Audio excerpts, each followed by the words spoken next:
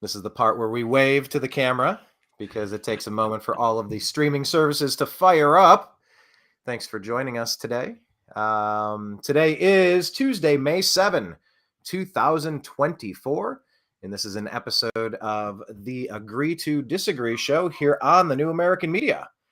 And we are tweaking our format a little bit. Blake and I had pretty much been exclusively covering the news Tuesdays, Thursdays from 3 p.m. to 5 p.m. Eastern Standard Time. And we're going to try some other stuff. It's been a long time since I've had a lot of these guests back on the program. We've been doing interviews for about 13, 14 years. And man, John, we can go way back to the beginning of Lions of Liberty and really the beginning days of you.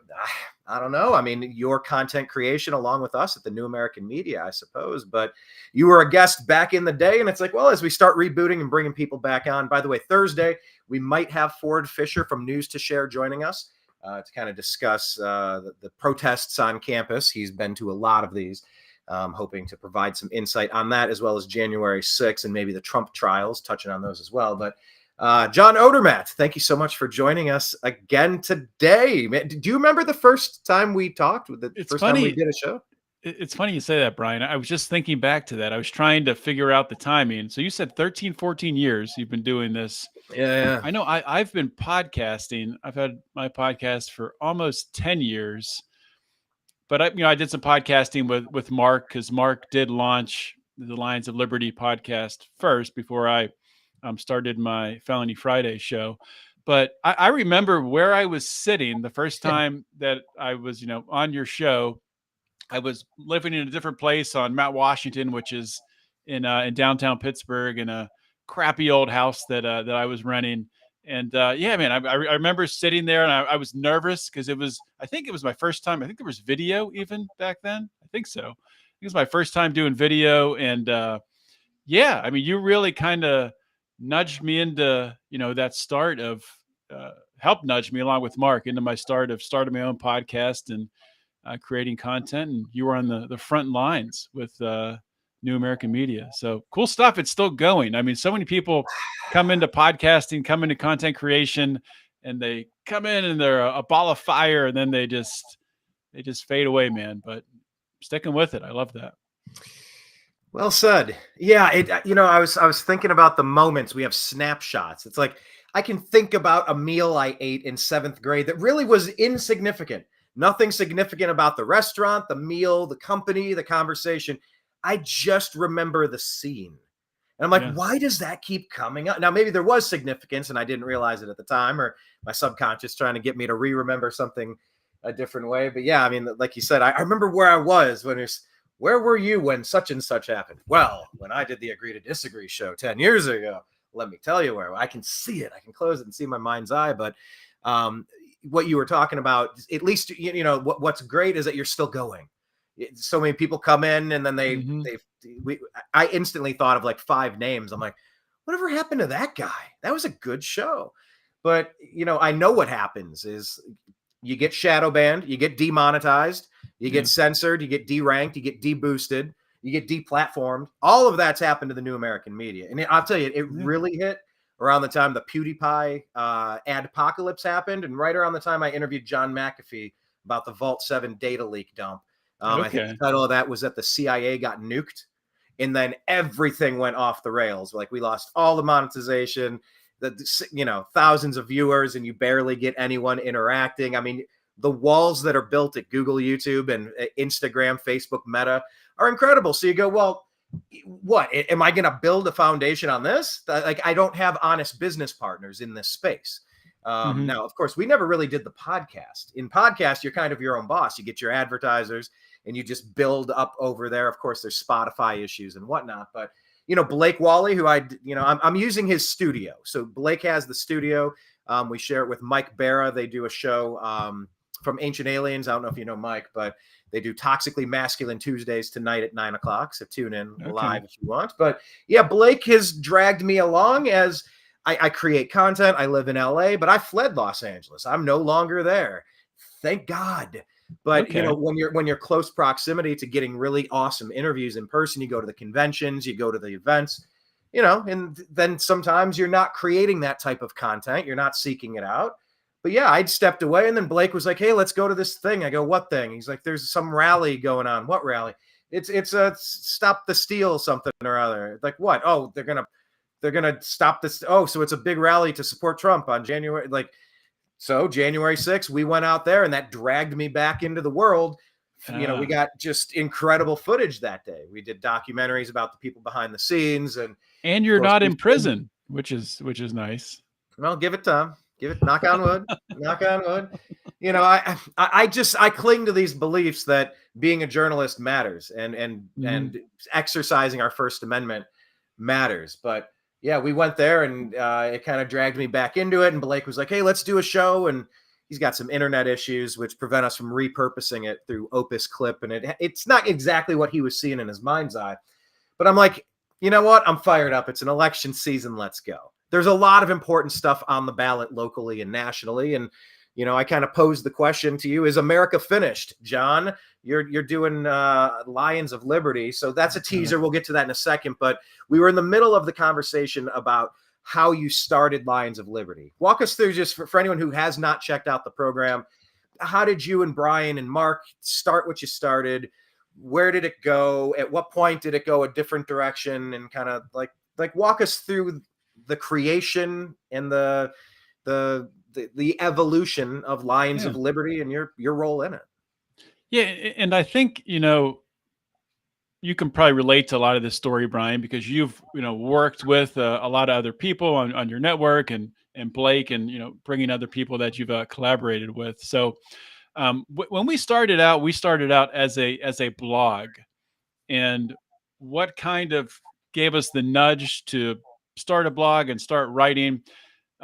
This was back in the days of when people would actually write and read emails they sent to each other. I know it's hard to remember, but there was a time when you would actually read your emails. I know now today I barely read my emails. They come in and then they go away for the most part. You know why that's great though? Like, we have now transitioned. I know you're a father, and like there's mile markers in our life. There's the high school years. Now you're a father, and like then you become maybe she would eventually have a child, and then you're a grandfather.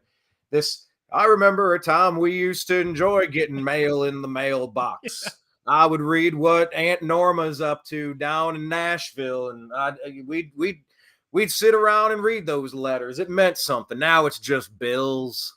Now it's just bills and marketing. But now we're saying the same exact thing about email. It's funny. I can't tell you how many tens of thousands of unopened emails I have. If I'm not intentionally looking for it, I will never see your email. I never check email. It is my least viewed mode of communication, unless I'm sending and receiving a specific document with a specific purpose, and I'll look at it. But it's the same thing that our parents and grandparents probably grew up saying. It's funny. Yeah. History repeats, or it doesn't repeat, but it rhymes, I guess is the saying. But yeah, so we had, this email chain where we would write these long paragraphs and talk about theory and libertarian principles. And this was during or I guess after the initial Ron Paul run in 2008. So really leading up to when he ran again for 2012, we really got into it. And I know Mark and Brian back then, they were still both in California. They got real into going door to door and knocking on doors and trying to get people interested. So we were all very, politically focused, thinking that, that was the way that we could save this country and save the future. John, what is that? He's like, "Hello, I'd like to introduce you to my Lord and Savior, the Libertarian Party. Our rule is to take over the world and leave you alone." Yeah, well, that was Ron Paul working in the Republican Party back then, right? So he was trying to reform the Republicans, which that didn't really work out too well either. So we did the blog thing for a while, and I look back at some of my writing back then. I'm like, wow, this is actually really good. I can't believe I wrote this. I try to write something today, and I just sit there and kind of stare at the screen. But it was fun for a while. But kind of just by accident, Mark started a podcast. He was having a conversation. There was this forum called the Daily Paul. It sounds like a cult when you look back on it, but it's called the Daily Paul. Lord and Savior, the Libertarian Party. Exactly. And you're talking about these letters in emails back and forth. I mean, the libertarians are very dogmatic, Oh yes, very yes, it is hard to get the but they talk about every facet, the minutia of all of it. Yeah, very yeah, very yeah, culty, but they're like kind of the best cult. We want to yeah. take over and leave you alone. I would join that cult in Yeah, I theory. mean, not all cults are bad, really. I mean, that's the truth. They're only bad when they're harming you in some way. Yes, yes, Um, yes. but so Mark, I think it was on the Daily Paul. Maybe it was over email. Somehow he gets linked up with Stephen Kinsella. Stephen Kinsella, brilliant guy, brilliant mind. His focus is on like um, intellectual property and talking through that. Really, really exciting stuff. Kidding. It's hard to stay awake listening to his podcast. Great guy, brilliant guy, but kind of a lot of it goes over my head. Anyway, that was like they did a Skype call and recorded it.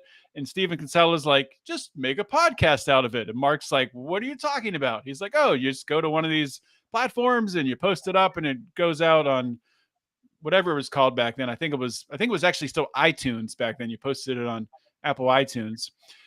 So Mark did that, and then he recorded another and another and another.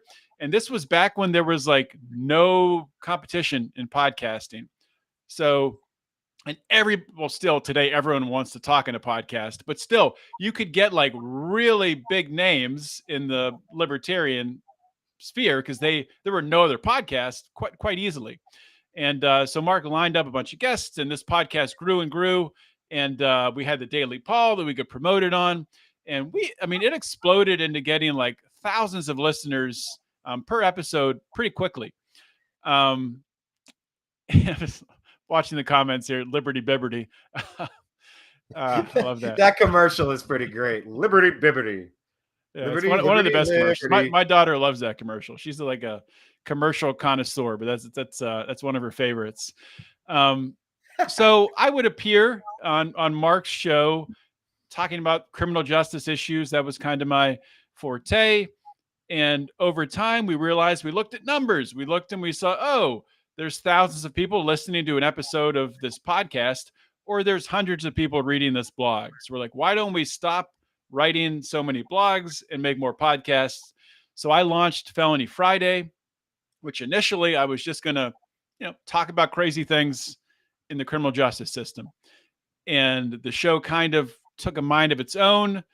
And I ended up interviewing over 200, probably 250 felons, people who've been to prison for mostly nonviolent crimes. But I do have some interviews with people who've committed murder, people who are on death row, things like that. But the main purpose of those interviews was, one, where there was injustice. There wasn't always injustice. Some of these people did deserve to go to prison, but where there was injustice, to highlight it.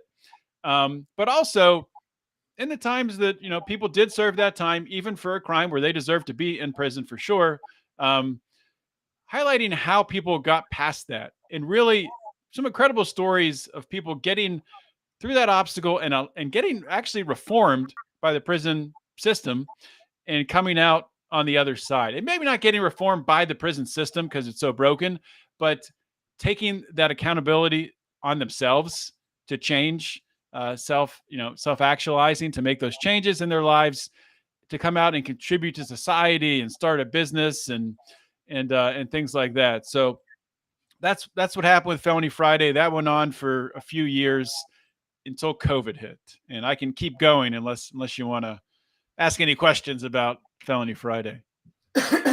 No, I mean, it's just, we've had such a good chance, a good opportunity rather, to meet creative people interested in having conversations. I have a psychology degree, so there's a value to understanding people who have been incarcerated. There's a value to highlighting injustice, because sometimes objective people could look at a case and go, come on, like whatever the DA and the judge were up to and whatever the backstory was, you can see this is something that needs to be repaired.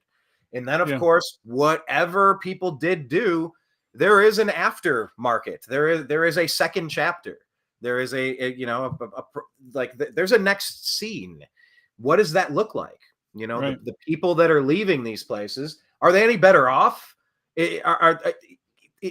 have they developed any skills, any coping mechanisms? What are we doing to help? What type of abuse are people suffering under in these places? Like, it's one thing to do a term, it's another to go there and just get raped every day or just absolutely abused. It's like, that's way past cruel and unusual punishment. Do the crime, do the time. But, torture and abuse is something that we need to. There's a lot of interesting angles to it. A lot of people keep it as simple as, well, don't want none, don't start none. If you wanted to avoid that hellhole, you should have not acted like a jerk. It's like, okay. And then like, that's all they think about it.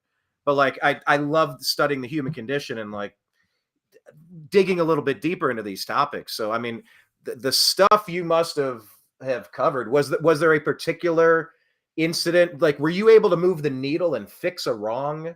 Or was there like a highlight or like an episode or two that stands out for a different reason? Like what like if you're just summarizing it, was there a moment or two that just flashes like from the series? Yeah, I think there's definitely a couple, and I'll get to them in a second. But I do want to circle back on something you said there. So, talking about people making a change and giving back to the world, because like as you talked about there, a lot of people, like when they hear about someone went to prison, and they hear the stories about prison, people getting beat up and gangs and people being raped and terrible things. I think the majority of Americans, at least, we'll just keep it to the U.S. I think they think like you kind of said there. Well, that's what happens when you go to prison, so don't go to prison. They're not thinking it all the way through. Like, actually, a lot of these people are going to be coming out of prison. And do you want them coming out of prison more angry and pissed off with no skills, no social skills, no business skills? They haven't learned anything. They haven't learned how to cope. They haven't learned how to de-escalate. Do you want those people coming out worse than they went in? That's just stupid. So a lot of people just aren't thinking this through. And I mean, that's how we end up with the prison system that we have. Of course, there's corruption from judges and prison guards and all that goes into it as well. But to come back to the question you asked, so are there a couple stories?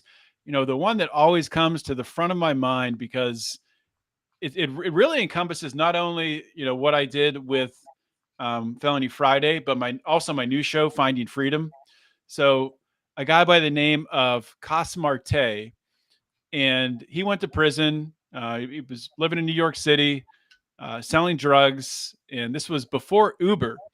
But in hindsight, he refers to himself as the Uber of selling drugs before Uber existed. He was one of those guys that he set up a whole delivery system where all I had to do was call him. He would bring it right to your door. And he was an entrepreneur. He had a natural business sense. Just so happened his natural business sense landed him in a prohibited market. Openly admits he broke the law and deserved to be punished in some way. And he ended up, going to prison. When he went into prison, he was severely overweight, out of shape. Doctors in there told him, you're not going to live to make it out of here. You're going to have a heart attack. You have, high blood pressure or hypertension. You're going to have dying in prison. He had something like a 12-year sentence, I think. So he takes that as a wake-up call, and he starts working out in the prison yard. Just working with what he has, running laps, doing pull-ups, push-ups, prison workouts.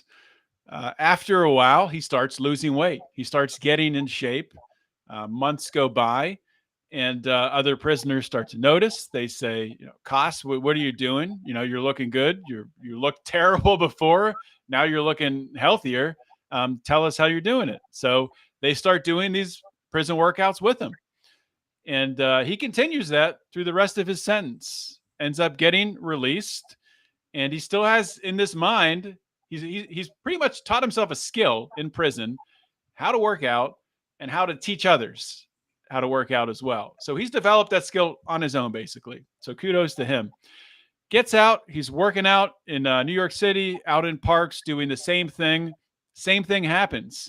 People see this, large man who's in great shape, working out in the park, doing these, different workouts. I think, They walk up to him. What are you doing? What's that workout? Hey, you can work out with me if you want to. Sure enough, weeks, months go by. He has a large group of people working out with him. He decides to start a boot camp. Boot camp grows. It's multiple times a week now. That turns into, I need to find a space to have these boot camps. So he ends up getting a space to host these boot camps. That grows, and now he has a large, I think, multiple different studios. It's called Conbody. It's in the New York City area. But where this overlaps into finding freedom, because I started finding freedom right after COVID hit, and I followed Costa's story. I actually had him back on the show to talk about this aspect of it. He was doing all in-person workouts, having great success. Lockdowns hit. The guy pivoted on a dime to go into Zoom workouts. I don't know if anybody pivoted this quickly. It was immediate. He's offering Zoom workouts as soon as they shut things down. And his business did not miss a beat. And in fact, of course, now people love Zoom workouts. So now he has two businesses. Now that they've opened back up, you have in-person, in studio, and now you have Zoom. And he is not just on a footprint in New York City. Now anywhere in the world, you can get his workout. So that's just an incredible story. And, that's not really like, that came from his business mind. He just had a business mind that was applied to a prohibitive market with, drugs. When he refocused and he centered on something that is totally legal, helping people get healthy and getting in shape, the sky's the limit. Yeah. How many times have you heard somebody respond and go, the guy's super smart. He's super dedicated. He's super talented. If he just put his energy into something positive, this guy could be the mayor of the city. He could be running the biggest such and such. But instead, look at him. Look at what he's doing with himself. We've all heard that story. Oh, yeah. The miscreant that almost wasn't. The golden child that could have been had he just focused a little bit. Yeah, I love that story. I don't know if you ever listened to the Adam Carolla show, someone who we have interviewed. I hope to get back again. Now that we're he used to be on the radio, right? Is he still on the radio out there in California? He took over for Howard Stern. He was the West Coast Stern replacement when he went out of terrestrial. He did Loveline with Dr. Drew for 20 years. Him and Jimmy go back to the K-Rock days, the Man Show, Cranky Anchors. It's like, you start thinking about it, it's like, holy shit, this guy's been, for 30 years, this guy's been everywhere you look. But like, you forget about the Man Show. You forget about Cranky Anchors. You forget about, Dr. Drew, the man, listen to Loveline. Like, we grew up around the time, like, Loveline was important. Like, you're all asking the same questions at the same time, and his rants were legendary. No, but he's kind of like the grandfather, he sort of invented the podcast. He got fired by K-Rock. Well, it's either him or who's the other guy? Adam Curry. Green. Adam Curry. Oh, okay, yeah. I've heard him. Curry, Tom Green. I saw Tom Green. Yeah. He came. I'm living in Louisville now, and he came to a comedy show, and I went and got a picture with him. Saw his set because Rogan came to his set. Tom Green built a studio in his apartment, and Rogan was like, "I can do that." So it was like, whether it's Carolla or Rogan or Tom Green, it's like I've had a chance to meet all of these guys, and it's just like from the guy that never did a podcast. What was our running joke? What's a podcast? Because I just make videos and put them on YouTube. Running joke for literally a decade. More than a decade. What's a podcast? Yeah. I would say it, and then you guys would say it back to me. What's a podcast? I just put shit up on YouTube and on Facebook and X, and I'm just like, I don't know. It's just a show. Yeah, well, where's your podcast? I don't know. I don't listen to podcasts. What's a podcast? I still don't subscribe to a podcast. Other than uploading it onto Spotify, I don't use Spotify. But I at least know what a podcast is. But I was getting in a roundabout way. God, that's funny. What is a podcast? We've been joking about that forever. But yeah, Adam Carolla talking with Mark Garagos. They do a show, or they did a segment rather.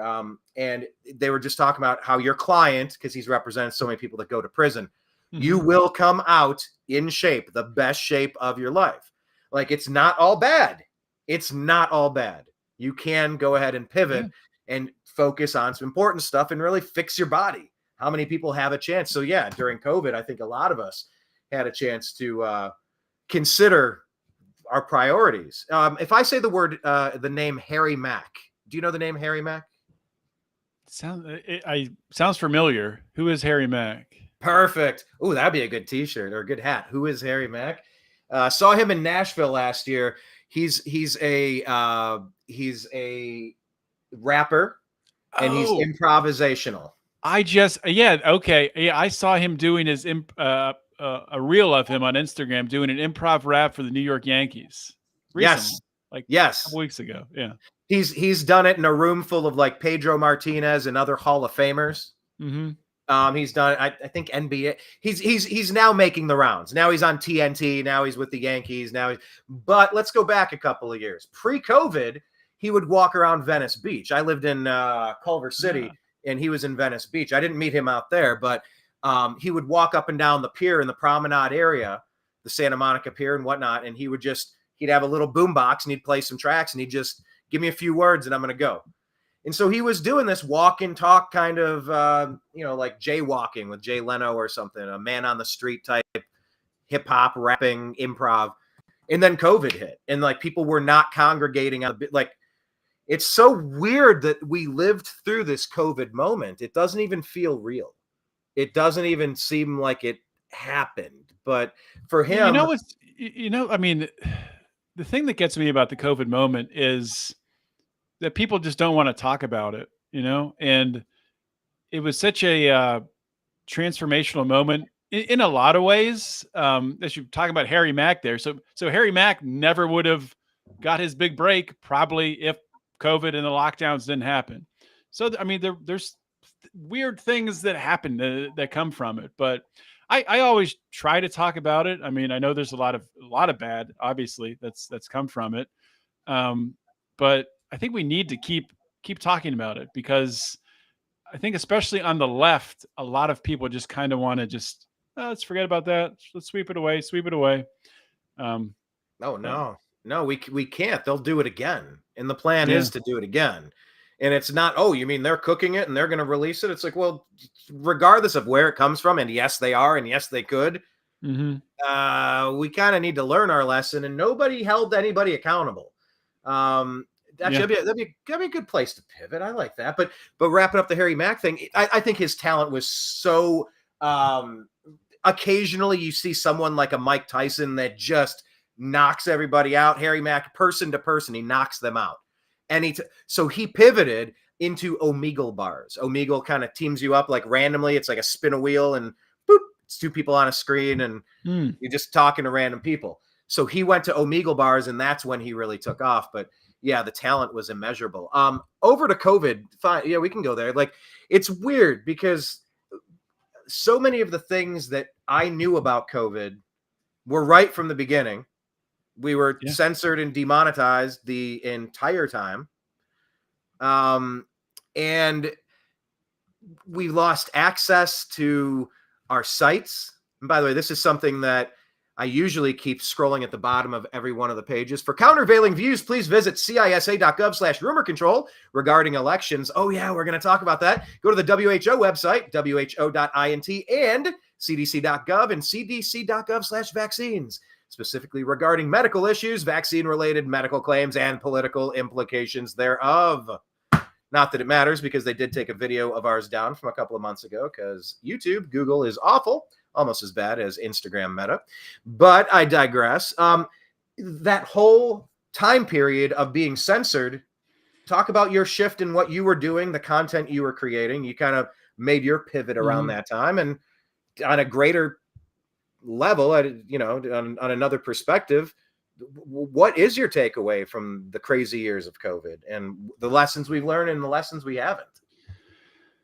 Yeah, I mean, for me during COVID, so I'm still producing my show at the beginning of the lockdowns, Felony Friday, still talking about the criminal justice system. And I just had a hard time continuing to do those interviews, not because they weren't important, but because there were so many other interviews I wanted to do. I wanted to talk to business owners. I wanted to talk to health experts. I wanted to, talk to people that were really affected by what was happening. So that's what drove me to change my show entirely from criminal justice focus to like an overall freedom focus. I still do talk about, criminal justice issues, but I just couldn't sit back. Like history was happening right in front of my face, and I feel like I was missing an opportunity to really talk about it. My takeaways on it. So interestingly enough, this Friday I'll be interviewing Dr. Peter McCullough. Now that I've said it out loud on a show, it'll probably fall through or something. But I'm scheduled to, as of now. Excited for that. Peter McCullough has been instrumental in pointing out all of the negative effects that come with the JAB. Say it that way, trying to prevent being demonetized here in this video. But the thing that one of the things that's really made a mark on me, and I think a lot of people can relate to this, is that it's not really that I just came to understand that pharmaceutical companies were trying to push this experimental gene altering technology on the masses. Yes, I understood that. But then I started to look back and say, whoa, wait a minute. What else have they been doing? Let's look at these other vaccines. Let's look at these other pharmaceuticals. Let's look at, let's start looking closely at all these pharmaceutical ads that are getting pushed down our throat. Oh, let's look at the reasons for the pharmaceutical ads.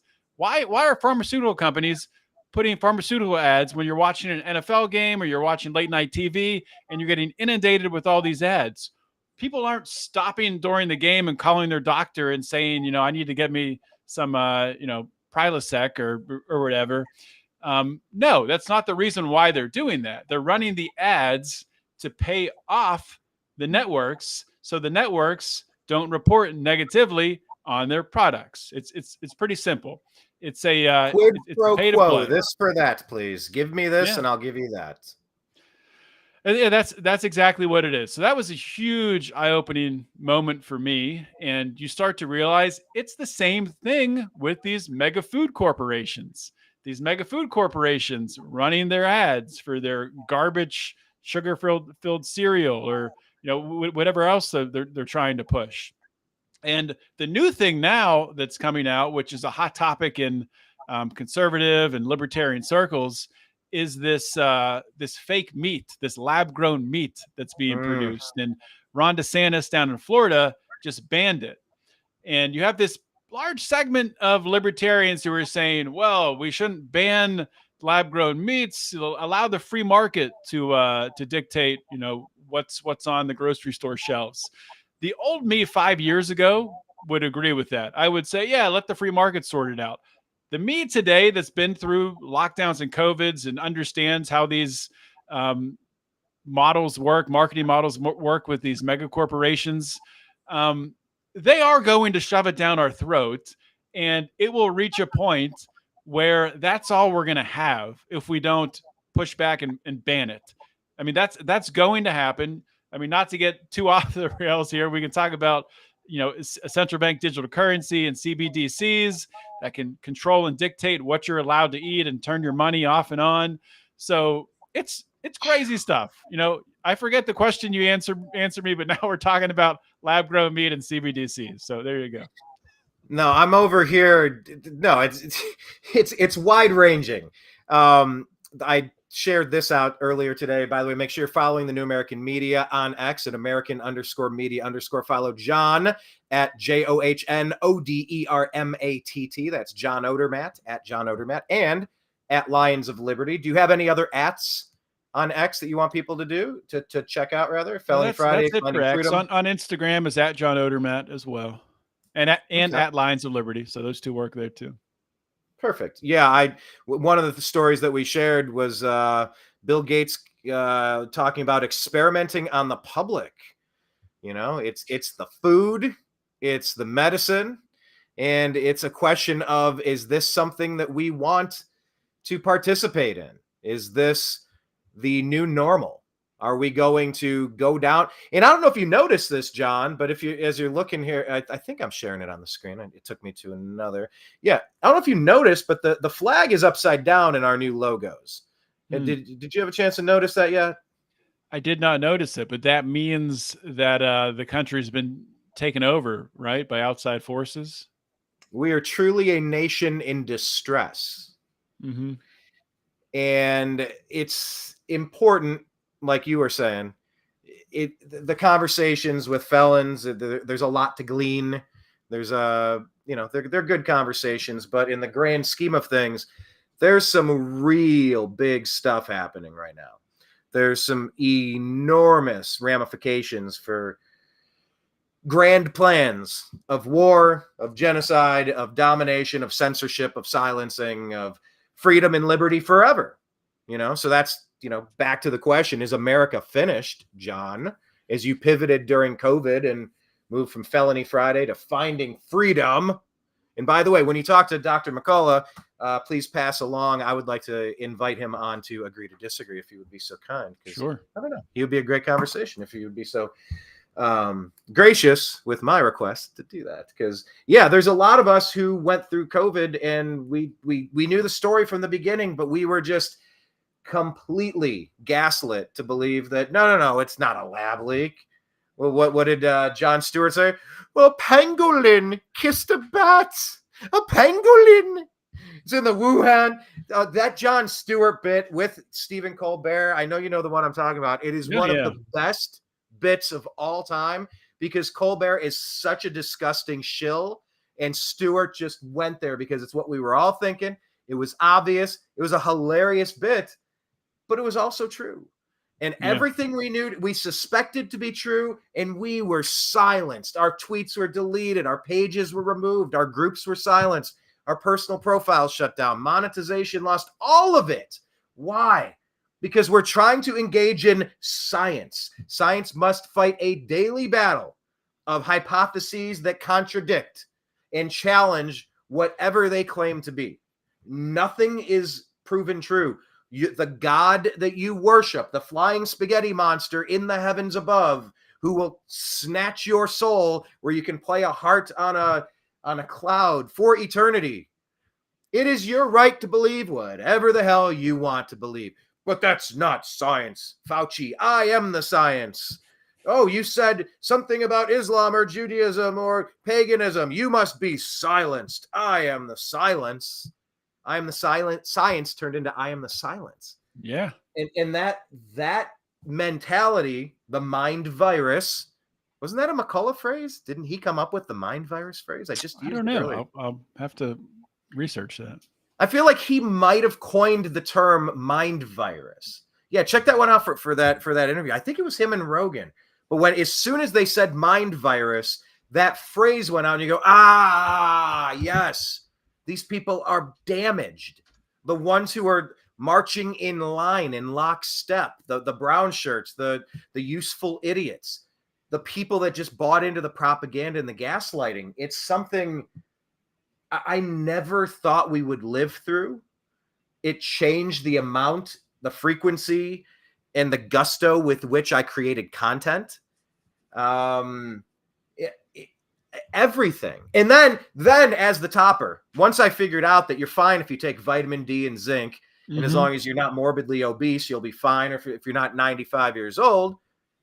And then it kills my 39-year-old younger brother. Double pneumonia, COVID, not getting the right treatment options. And I'm like, well, he wasn't 95 years old and 400 pounds. He took vitamin D. What screen door was open that sunk that battleship? Like where was the glitch? How does that happen? I thought I had that figured out. And it's like, I don't know how to process that part of it. It's like, no, don't be 95. Take vitamin D. Russo's like, you're fine. It's a common cold. Sort of. I mean, double pneumonia, COVID. I don't know how they can differentiate the difference. And he got ivermectin, but 12 milligrams instead of 60, and it was the wrong dose. And they withheld monoclonal antibodies instead of letting him know it was available because the Biden administration didn't want to admit that there was some sort of therapeutic option available. So then they'd lose their emergency use authorization of the jab without repercussions and the blanket shield law, the umbrella of protection. And you're like, well, how the hell did that happen? How did we get to this? Yeah. Just looking at the monoclonal antibodies, like Biden pretty much halting the distribution of them because it would have taken away the authorization. It's crazy, man. It's so criminal, and God. Evil, downright evil. That's what it is. It's sick. And like, well, let's kind of ease into talking about the future of the country here. So, future of the country, right? We're coming up on an election. Donald Trump, Joe Biden. It's going to be one of the two of them. It's not going to be RFK. RFK will definitely factor in a big way. The biggest way an independent has factored in since Ross Perot, for sure, which I remember that election. I remember Ross Perot, and I remember I was in elementary school, and I volunteered to give the talking points on why people should support Ross Perot, because my dad supported Ross Perot at the time. So I had little note cards talking about why Ross Perot is going to be great for the country. But I did the same thing in my school, by the way. I loved Ross Perot, loved everything about him in our mock election too, of course. Yeah, fantastic. Great minds, Brian. Exactly. But yeah, so future of the country, it's Joe Biden, at least in the next 4 years, it's Joe Biden or it's Donald Trump. And kind of sad to say, I get probably for some listeners out there, some watchers, I don't think there's a whole lot of difference between the two. People might feel differently. You might feel differently emotionally if your guy's in there, if Trump wins, or if you're a Democrat, progressive, and Biden's in there, you might feel better. But I mean, what I've come to realize is really from the standpoint of our, what we can control in our own lives, our family, our community, those things closest to us, the president doesn't have a lot of impact. The Federal Reserve policy probably has a lot more impact on our day-to-day living than the president of the United States. That's going to impact. But who's paying attention to that? Yeah, it's true. Not many people. I mean, I barely pay attention to it. I used to count on a guy by the name of Robert Wenzel, who had a blog called Economic Policy Journal. He was like my filter for the Federal Reserve. He would break down, the M2 charts and explain what was happening with inflation. But he mysteriously died right before COVID happened. Mysteriously. So, yeah. Did he work for Boeing also? Not that I know of. Okay. Was he once a chef for Barack Hussein Obama? No, he was not. He was not. And I don't think he knew Hillary Clinton or knew anything about I was going to say, was he allegedly fingered as the source that hacked the Russian hack that got the documents for WikiLeaks during the Bernie Sanders, Hillary Clinton, Seth Rich era? Yeah. But I mean, these two paths, right? So I don't know where you're at on this, Brian, but sure, there'll be a little difference maybe with Ukraine. Hopefully, if Trump were to win, he would pull back those dollars. That's nice. That's good. I like less Ukrainian, youth dying. I'm in favor of less death because that's what's happening. Remember when they asked Trump, well, are you saying you don't want Ukraine to win? I want people to stop dying. Okay, yes. I want people to stop dying. It's like, oh, that's how I feel. What policy is that? Well, that's not Rhino. God, Lindsey Graham's in the corner, excited as you've ever seen Lindsey Graham. Like, oh, we get like McCain taking over from McCain takes off the mask on Scooby-Doo. Aha, it was me. We need this military-industrial complex funding. So he's not a Rhino, and he's not a Biden who overthrew Ukraine in 2014 to start this whole mess. It's like, I like the one that says, guys, stop killing each other. I want people to stop dying. This is a meat grinder in Ukraine. This is awful. They're kidnapping people on the streets to just go throw them into a body bag. Like, this is insane. It's ridiculous. What is happening? Just to steal the energy from Burisma? That's all this is about, is just to take over Burisma and, war for oil. The same stuff Iraq and Bush. That's all this Burisma is? Or is it way more than that? I think that a lot of it is, I think Ukraine has been the country of Ukraine has been a money laundering scheme for elites worldwide for a long time. And, that's one reason I think Trump was impeached over his conversation with Zelensky, because they were afraid he was going to start to peel that back a little bit. Yeah, he had a perfect conversation with Zelensky. By the way, something you could bring up with Dr. Malone is the bioweapons labs in Ukraine. That's a story that's out there, and that too. They don't talk about it very often. Yeah, it's interesting. I mean, and I'm no expert in in Ukraine. I just read the headlines and I see what people post on Twitter. But it's not as simple as, oh, Russia just all of a sudden decided to invade Ukraine. There's a lot more to it. NATO breaking promises that they made to Russia that they would not advance past certain points. This was as much a war of aggression coming from NATO as it was anything else. It's not just like Russia decided one day, oh, let's take Ukraine over. I don't think Russia wants to take Ukraine over. They might want their, Donbass region and those Russian speaking regions back, which I think most of them or all of them would probably prefer to be back under Russian control. But it's just crazy, and it's weird right now with all of these protests happening. It's just so weird. Like, you have these leftists on college campuses that they're supporting Palestine, right? They're more so, I think, against Israel than supporting Yeah, Palestine. I think let's call it what it is. Once again, it's a Scooby-Doo mask. Oh yeah, pro-Palestine, like pro-Palestine.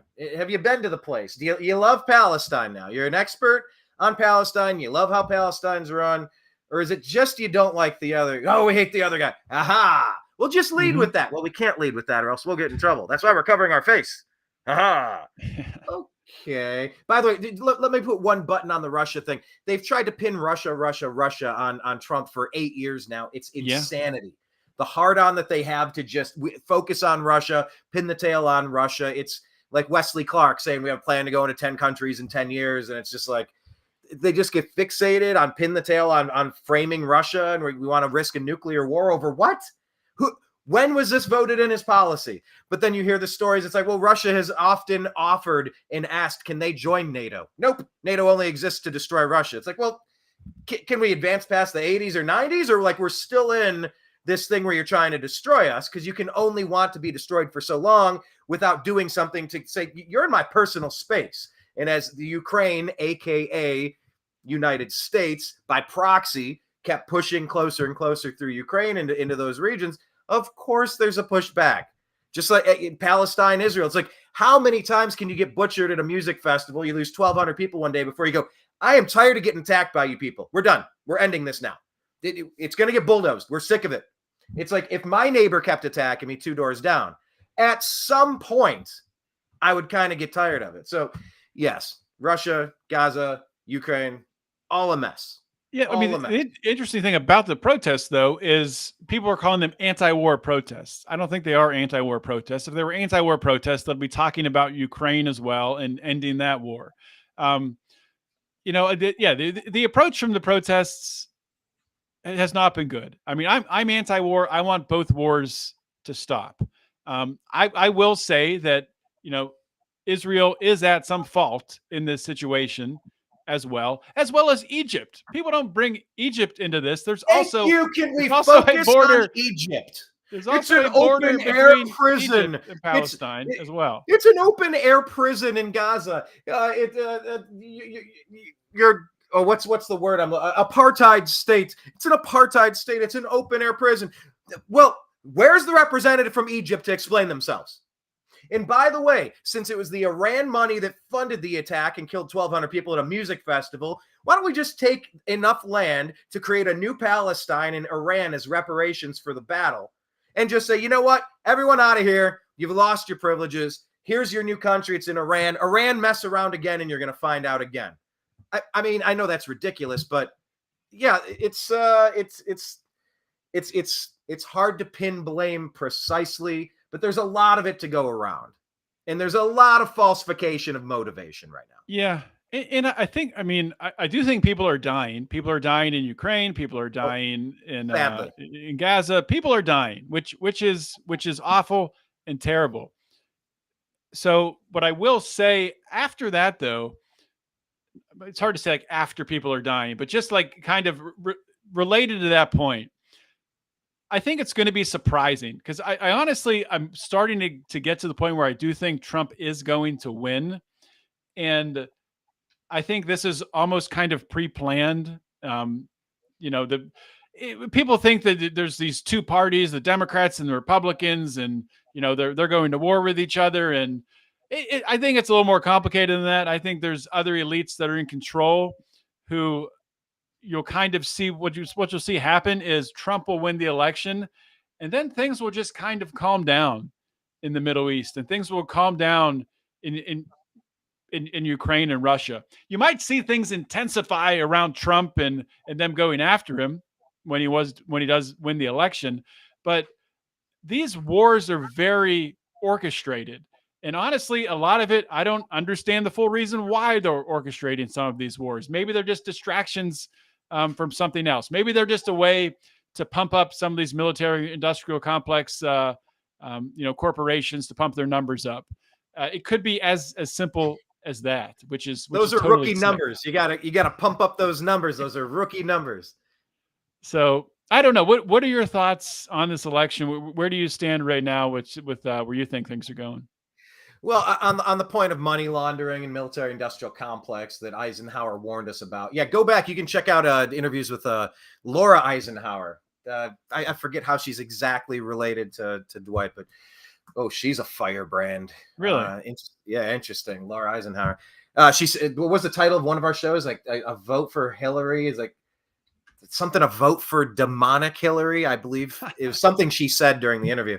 Something about Hillary being demonic. I'm like, I don't know, but yes, that's that. Yeah, I'm with you there. My thoughts on the election. My God, I got so many. I think it's possible that there is a marked difference between Trump and whoever they're trying to put up from the Republicans, whether it's Never Nikki Haley or little Ronnie D down in Florida. It's like, I've never seen somebody get so unfairly prosecuted and persecuted in my life. 91 indictments because he refused to stand down in an election that, I wish we had you for more time today because I'm going to get to some of the stories we have on our Twitter feed at American_media_. Please follow us. But yeah, even more stuff, Georgia, Wisconsin, like the more of it that comes out, you're like, you robbed this guy of his second term. You're trying to throw him in jail. You're trying to torpedo his campaign in the biggest election interference I've ever seen. I'm waiting for a red governor like Florida to have a district attorney file charges against Fani Willis, against Alvin Bragg, against all of the criminal cartel that's trying to destroy resident, not president, resident of Florida, Trump, for violation of civil rights abuses, violation of civil rights, the abuses thereof, for election interference. If you're going to do lawfare, do lawfare. If that's the new way of doing things, where the hell is somebody from Florida? Where's that attorney general? Like, I don't know exactly what they're capable of doing and what the parameters are of where you can't charge a sitting district attorney in another state. Why the hell not? You've never charged a president. Oh, he had papers from Mar-a-Lago, papers at Mar-a-Lago that were classified. I go, what? You mean the ones that NARA delivered to him?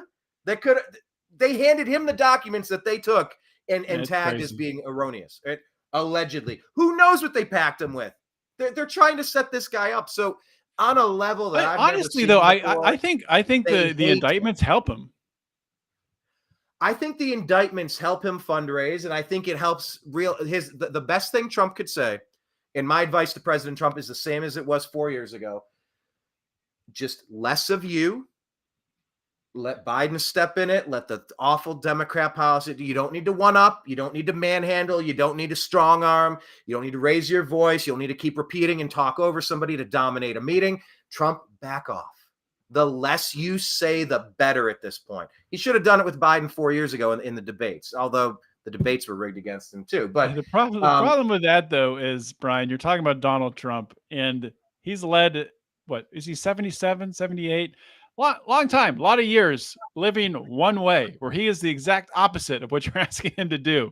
And for someone to change after living that way for that long, it's not possible. Well, and he's had how many? Judge Merchan, the one whose daughter's getting rich off of Trump being in trouble, but he's not allowed to talk about it. They're trying to gag him. He's been charged 10 times. He's been fined, and they're saying we're going to throw you in jail next.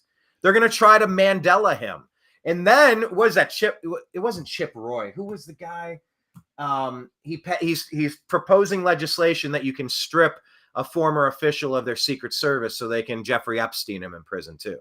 Like, they're trying to JFK this guy. If I thought that Trump was actually the same as every other rhino, the Romneys, the McCains, the the Bushes, that type of person. If I thought that Trump was the same, I don't think they'd be trying to kill him the way that they are now. He's not. I agree with you. He's not the same. The reason that they don't want him in there, and I'm not sure if, the Democrat Party doesn't want Trump to win. I'll say that outright, of course. But I'm saying there's forces that are higher up. I think, elites maybe higher up who might be okay with Trump winning, because it's another distraction. But when you talk about the political machine in DC, the swamp, as Trump would say, I call it the managerial class. People call it the deep state.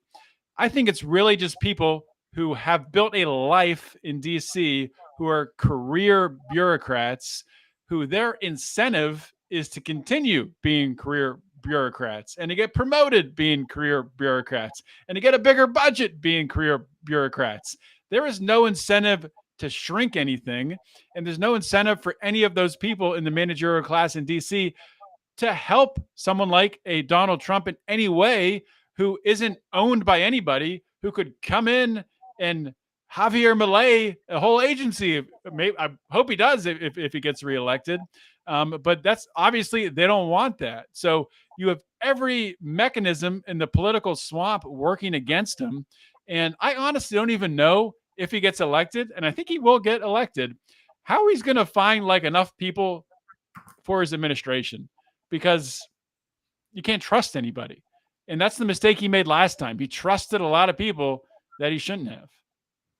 Well, you would maybe hope that he's, any football head coach, they're going to be a different head. I mean, we're in that time frame with Kevin Stefanski in Cleveland. He's been around he has 0 playoff wins, 1 playoff win, 0 playoff. Because he wasn't even the coach. It was during the COVID year in Pittsburgh where Baker won that game. But he has more experience. He switched out a defensive coordinator that didn't work out. He switched out a special teams coordinator that didn't work out. He's had a chance to bring in a new offensive coordinator, a new system and new players. And it's like, okay, well, you've really had time to settle into your role. Now you've had time to really recruit and figure out exactly how you're going to go about it. So let's give you a little bit more time to try to figure it out. So I would just hope that maybe you could upgrade a Mike Pence. I don't know who you think's on the short list there. But if I asked you agree or disagree, there is no lawfare against President Trump. Would you agree or disagree that there is no lawfare against President Trump? That there is no lawfare. Well, there is lawfare, so I would disagree. Yeah, I would disagree on that one too. It seems pretty obvious and pretty ridiculous. But yeah, I think there would be a difference. And you sound very some of that sounds reminiscent. I don't know if do you know Anomaly, that dude? Yes. That yes, does, I know Anomaly. I met up with him last year and we had a nice sit down. And he was, he even wrote a song called "I Like Trump." It was fun. It was funny. But I think he's really soured on the concept and gone a little black pill. He can speak for himself. But as far as there is no difference between Trump and everybody else, I just don't see it. And AJ, he would be like, well, he worked with so-and-so and the pharmaceutical companies and passed. I go, hold on a second. Hold on. All of that stuff that Trump did was working with the number one figurehead at the time who everybody was supposed to trust. And then they came up with something and he left it optional for some people to choose to participate in if they wish to. That's not kicking you out of the military. That's not saying you can't board an aircraft. That's not saying you can't go to school. That's not saying you can't, the Democrats and Biden were so different on that component. It's not the same to me. Yeah, but my problem with that is differences. My problem with that is, we talked about at the start of the show, what we learned, from, or maybe the middle of the show, what we learned from COVID and lockdowns. And I was talking about the pharmaceutical companies and just the power that they have. And Trump has learned nothing from that. Trump still defends Operation Warp Speed.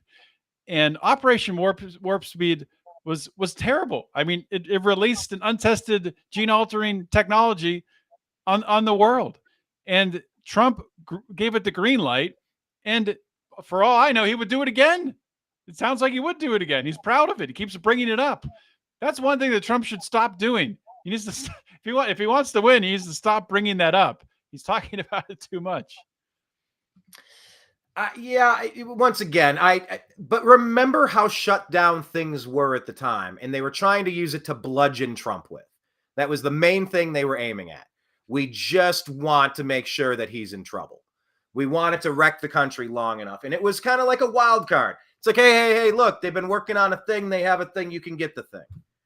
Yes, he pushed it. Oh, I saved millions of lives. Yes, you get caught up in the talking points and you repeat them, and it's not necessarily a great one. But it was made optional. It was available and it was kept optional. The Democrats forcing you into doing it, kicking you out of your job. There's a slight difference, but either way, it wasn't great. I mean, wouldn't they do the same exact thing in a Trump term too, to completely torpedo everything? I mean, wouldn't they love to get more of a lockdown? Of course they'd love to get another lockdown. It's kind of their favorite thing. It's not my favorite thing, but if your end goal is power and control, this is a great way to go about getting it.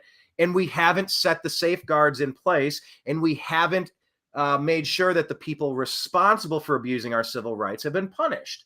And in the lack of a punishment in a very public way, they will do it again. If they're not harmed for their actions, if they don't face repercussions and penalties. I mean, you're right about that. Holy crap, what happens the next time? You see Bill Gates talking about it sometimes. He's giddy laughing. The next time that it happens, it's going to, and you're like, oh my God. They're actually, it's not that there's no consequences. They're incentivized to do it again because they all profited. They all made incredible amounts of money. It was the greatest transfer of wealth in history to the Bill Gates, to the one percenters. So does that mean that America's finished? You sound a little pessimistic. I know we're winding down on time here. I feel like we could talk for 6 hours and barely scratch the surface of things. I'll have to come back on. I'll have to bring you on my show, and we'll have more conversations around this. Like you're saying, there's so much going on right now. We're coming up into election season. I do love talking about this stuff.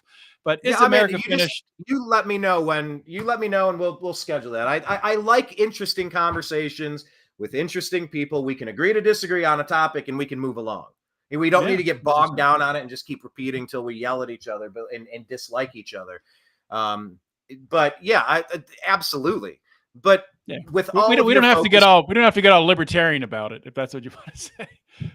Well, look, are the libertarians, do they think America's finished? Do you think America's finished? You think RFK is going to play a role, but I don't know. I think the youth hate Biden, which is like the enemy of my enemy is my friend. They're too stupid to realize their other option will probably be worse. Not that RFK is worse, but I think he's only going to take votes away from Biden. I don't think there's any Trump supporter that's followed him this long that's going to go, I have kind of had enough of this Trump guy. It's like, no. If you're a supporter, you're done with it. You think this is a sham, Salem witch trial anyway. It's just a kangaroo court. So are you optimistic? Are you pessimistic?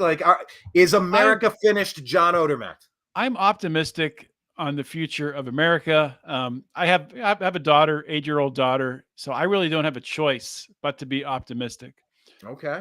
I think that what we'll see happen in the next 5, 10, 20 years is that it's going to become abundantly clear that whatever this ruling class, whatever this managerial class is doing in DC, it's just going to become less and less important as we're able to live our lives and operate without any help or without any infrastructure from them. So I think over time that the government is going to become pretty obsolete, and we'll be able to function without them. Some of that might be Bitcoin.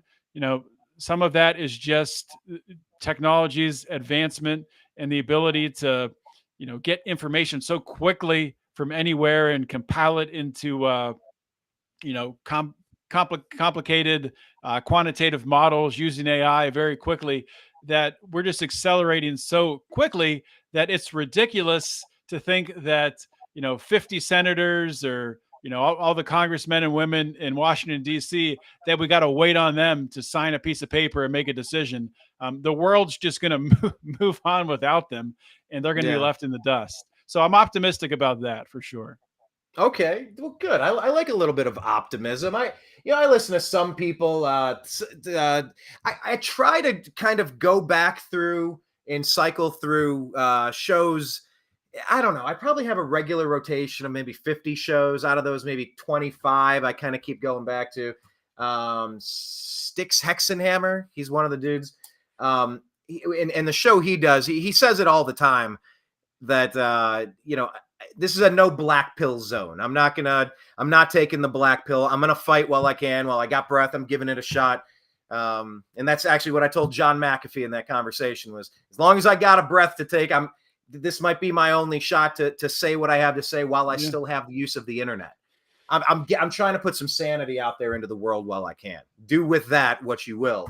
But yeah, I think good minds need to stick together, and we need to kind of unpack the news together and figure out what's actually happening. There's so much mis and disinformation out there that, it's always good to surround yourself with savvy consumers of propaganda so that we can kind of filter out and figure out what's actually happening. So, man, John, like I said, we could really do 6 hours and this would be awesome. But yeah, we will do this again soon. So hit me up when you want to do the next one. We'll go from there. And any final thoughts on our conversation? And then, of course, tell us where people can find you. Like, wrap this up in a neat little bow or something for us. Yeah, I mean, I'll say, like I say at the end of all of my shows, we've talked about maybe a lot of disconcerting things. We're talking about the terrible state of this country, but at the end of the day, you just got to keep your head up and the fires of liberty burning. And you can check out my show, Finding Freedom. You can find just my solo feed by searching Finding Freedom and John Odermatt or John O, and it'll pop up. Or if you want our full feed with my show and Brian's show, and we do a show on Fridays called Meme Wars, you can search the Lions of Liberty Network for that. I think I did catch that once or twice. As I see things, I do try to jump in and leave comments and drop jokes. Yeah, like that Kenneth would be a does. fun show to bring you on with Brian and I we'd have two Brians and John, and we could talk about some memes and have some fun. Brian squared. All right. Yeah, that does sound like a lot of fun, because I prefer bringing a humorous approach to things. Like, obviously, the American flag's upside down. Like, we're a sinking ship. How long has it been since we've been a constitutional republic? There are serious issues, including nuclear world war, that we have to discuss, as well as global pandemic shutdowns and the loss of liberty forever. But in between that, you can either laugh or cry. That's what John B. Wells always says. You can either laugh or cry. And let's crack a few jokes as the ship is sinking. Let's play the fiddle a little bit louder. Let's change it from a sad song to, come on, let's turn it into a little fiddle. Yeah, we can party on the lifeboats. Exactly. We'll party on the lifeboats. All right. Well, John, thank you so much for your time. I really appreciate it. One more time, where everybody follows you. Follow me on Twitter at John Odermatt. Follow Lions of Liberty on Twitter at Lions of Liberty.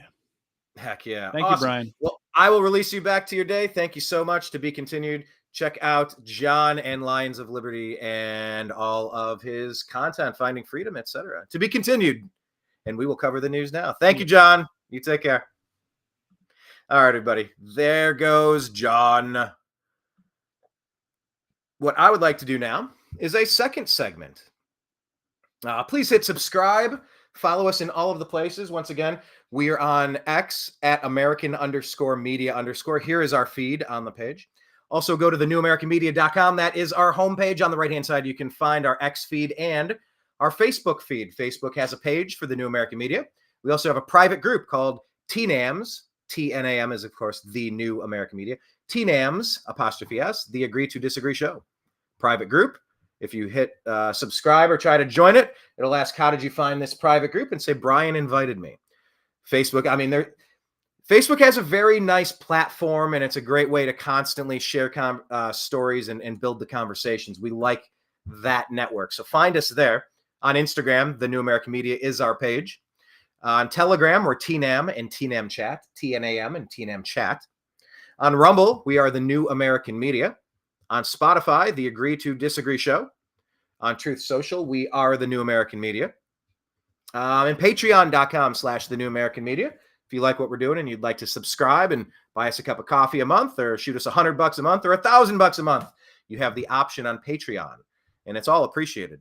Or if you like some people, we have a Venmo. Just spell my name, BRIAN Engelman on Venmo. Thank you so much to all of you who have done that. Oh, youtube.com/The New American Media. We did have a video taken down a week ago, and I did put it back up. It's poignant, it's salient, it's universal, if you will. It's a lyrical video interpretation of the song Anima by Tool. And by the way, spend all your money on Tool, go pay to see Tool in concert and buy all of their discography, perhaps the best rock band in all of history. Yeah, I mean that. And but it's a good video. It's about 2012. It's about the impending doom and the cataclysm that could end up flipping the Earth's poles and turning water into land and land into water. So the lyric says, learn to swim, see you down in Arizona Bay. So to the point where Maynard actually lives in a 12,000-foot copper mining town known as Jerome, Arizona. And so he's, kind of putting his money where his mouth is, or at least his winery store is up there. I'm not sure if he technically lives there, but yeah, learn to swim when the Earth's poles shift. Yeah, I'm going to be up here 12,000 miles up, learn to swim. So it's a great video it's a perfect song. And the lyrical interpretation is important to see how the politics play in and how they keep us divided and distracted and how much of a cesspool Los Angeles is. All these freaks down here in this hopeless friggin' hole we call LA. The only way to fix it is to flush it all away. Anytime, any day, learn to swim, see you down in Arizona Bay. So we did just put that. It's not on YouTube, but you got to hit us up on Rumble, the New American Media, and the stuff on Rumble is bounced over to Odyssey, Odyssee. That is our backup to our YouTube channel. But YouTube, we got 14 years of videos, roughly 1,300 of those videos. So please subscribe, hit the notification bell, watch some of the videos, look at our, some of the highest rated ones, and go back and play some of them. Let those analytics build up, because we're trying to build monetization back on that shadow ban network. Just because, let's see if we can. Because we're trying to do a lot of things this year, and there are some trips involved. We're considering a trip out to the Rockies, out to the American Redoubt, another trip to the American Midwest, 2 different locations on the Great Lakes. We'll tell you more later, but yeah, those things are multi-$1,000 excursions that I would rather not have to pull out of my pocket. So if we can be listener supported in any way, we appreciate any consideration there. So what I would like to do now is go through some of the news. And I think a good way to do that today might be to click on our YouTube channel and scroll through what we have. This is our page, our profile rather, the New American Media, at American_media_. So here's the Inception feed where we're looking at each other on the post. Thank you to everybody watching live on X. Please click subscribe, reshare this, retweet it, reshare it, like it, save it into groups, whatever it is you do. All right, let's talk about this here. John Basham is saying the President, Joe Biden, is making a power grab for the National Guard in an attempt to take power away from governors. Biden wants to give his Department of Defense secretaries unilateral authority to dismantle state National Guard units on a whim. And Texas Governor Greg Abbott says no. So if we can believe the veracity of this report, let's take a look. This is from the desk of Governor Greg Abbott to the Honorable Joseph R. Biden. Wow, I don't know if the sarcasm was intended to be as thick as I read it in my mind's eye. I could call Joe Biden a lot of things.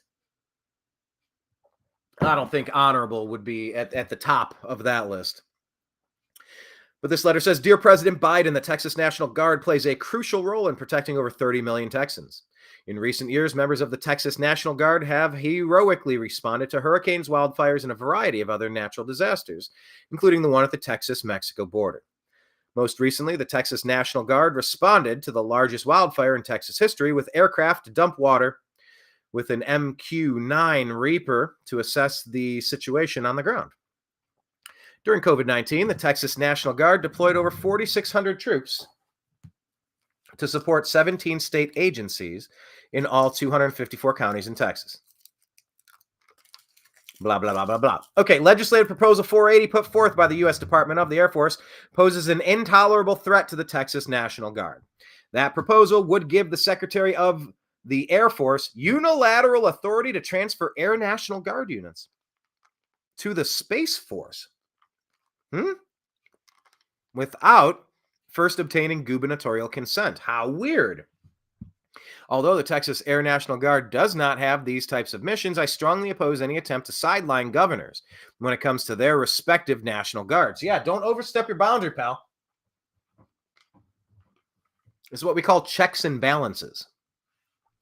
Congress has long required the consent of a governor before units can be transferred out of the National Guard he commands. By departing from this sensible arrangement and allowing the secretaries to dismantle National Guard units on a whim, Legislative Proposal 480 would set a dangerous precedent. Members of the Texas National Guard must always stand ready to respond to natural disasters, civil disturbances, and cartel activity that threaten our way of life. Also, impending civil war. 20 million people have flooded. This is off my words, not Governor Abbott's. 20 million people from parts unknown with God knows what intentions have snuck into this country illegally since Biden assumed the role of resident. Governor Greg Abbott wraps up, the U.S. Department of the Air Force should retract Legislative Proposal 480.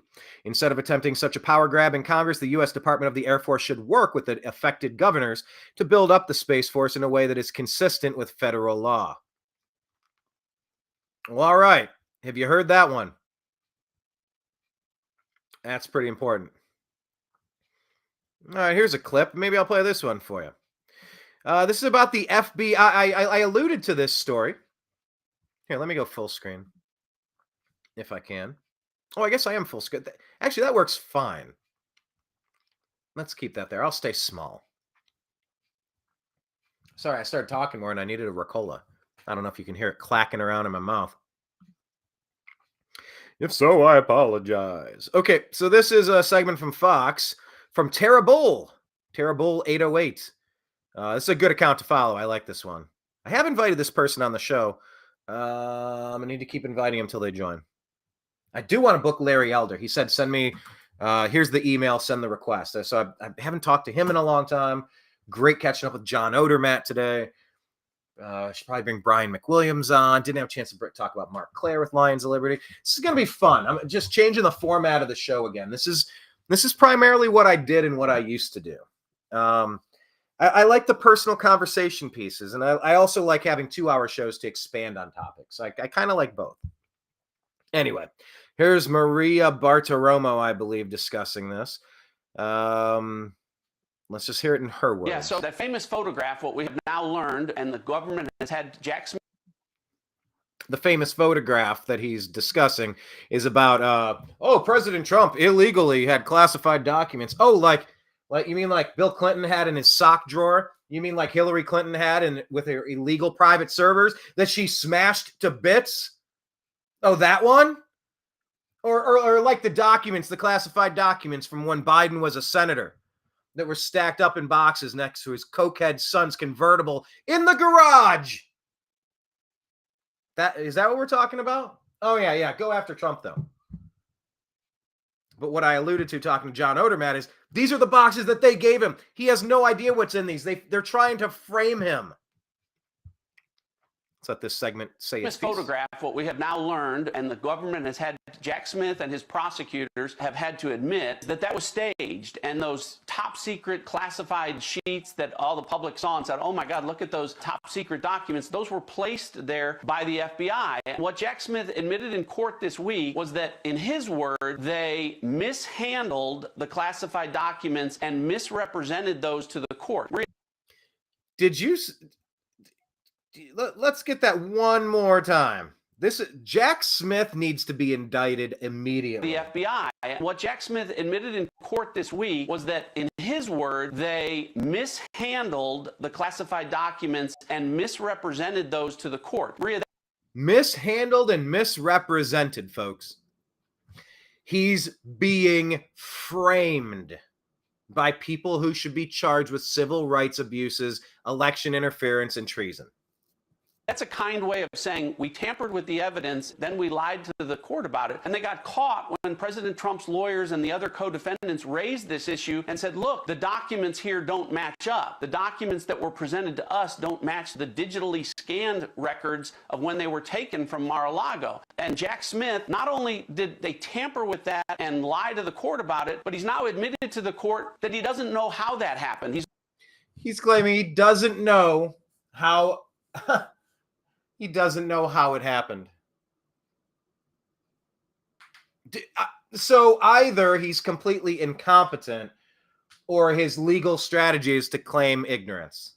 Either way, this is absurd. He's only offered a number of possible explanations for how that could have happened. So he's absolutely blown the chain of custody. And again, he has a prosecutor, lead prosecutor in the... And by the way, the chain of custody, as I scroll through these news stories, we're going to talk about one and all of the woman that was just fired today, how she miraculously found the perfect number of votes right at the end, 20,000 votes or so. Yeah. How that happened. He's only offered a number of possible explanations for how that could have happened. So he's absolutely blown the chain of custody. When there is no chain of custody, there is no legal vote. Now, this chain of custody is about who had said document and at what time what was it sealed. Like there's you can shrink wrap, you can there's ways you can lock things in. I'm trying to think what some good examples would be, but you understand you could shrink wrap it. There's ways to make sure, like Maker's Mark bourbon. You dip it in red wax. Yeah, I mean, you could open it and you could take the red wax off and then you could re-dip it. Like you could, people in the card community, card collecting, you wonder about buying 30-year-old packs of baseball cards. It's like, well, could the packs have been tampered with?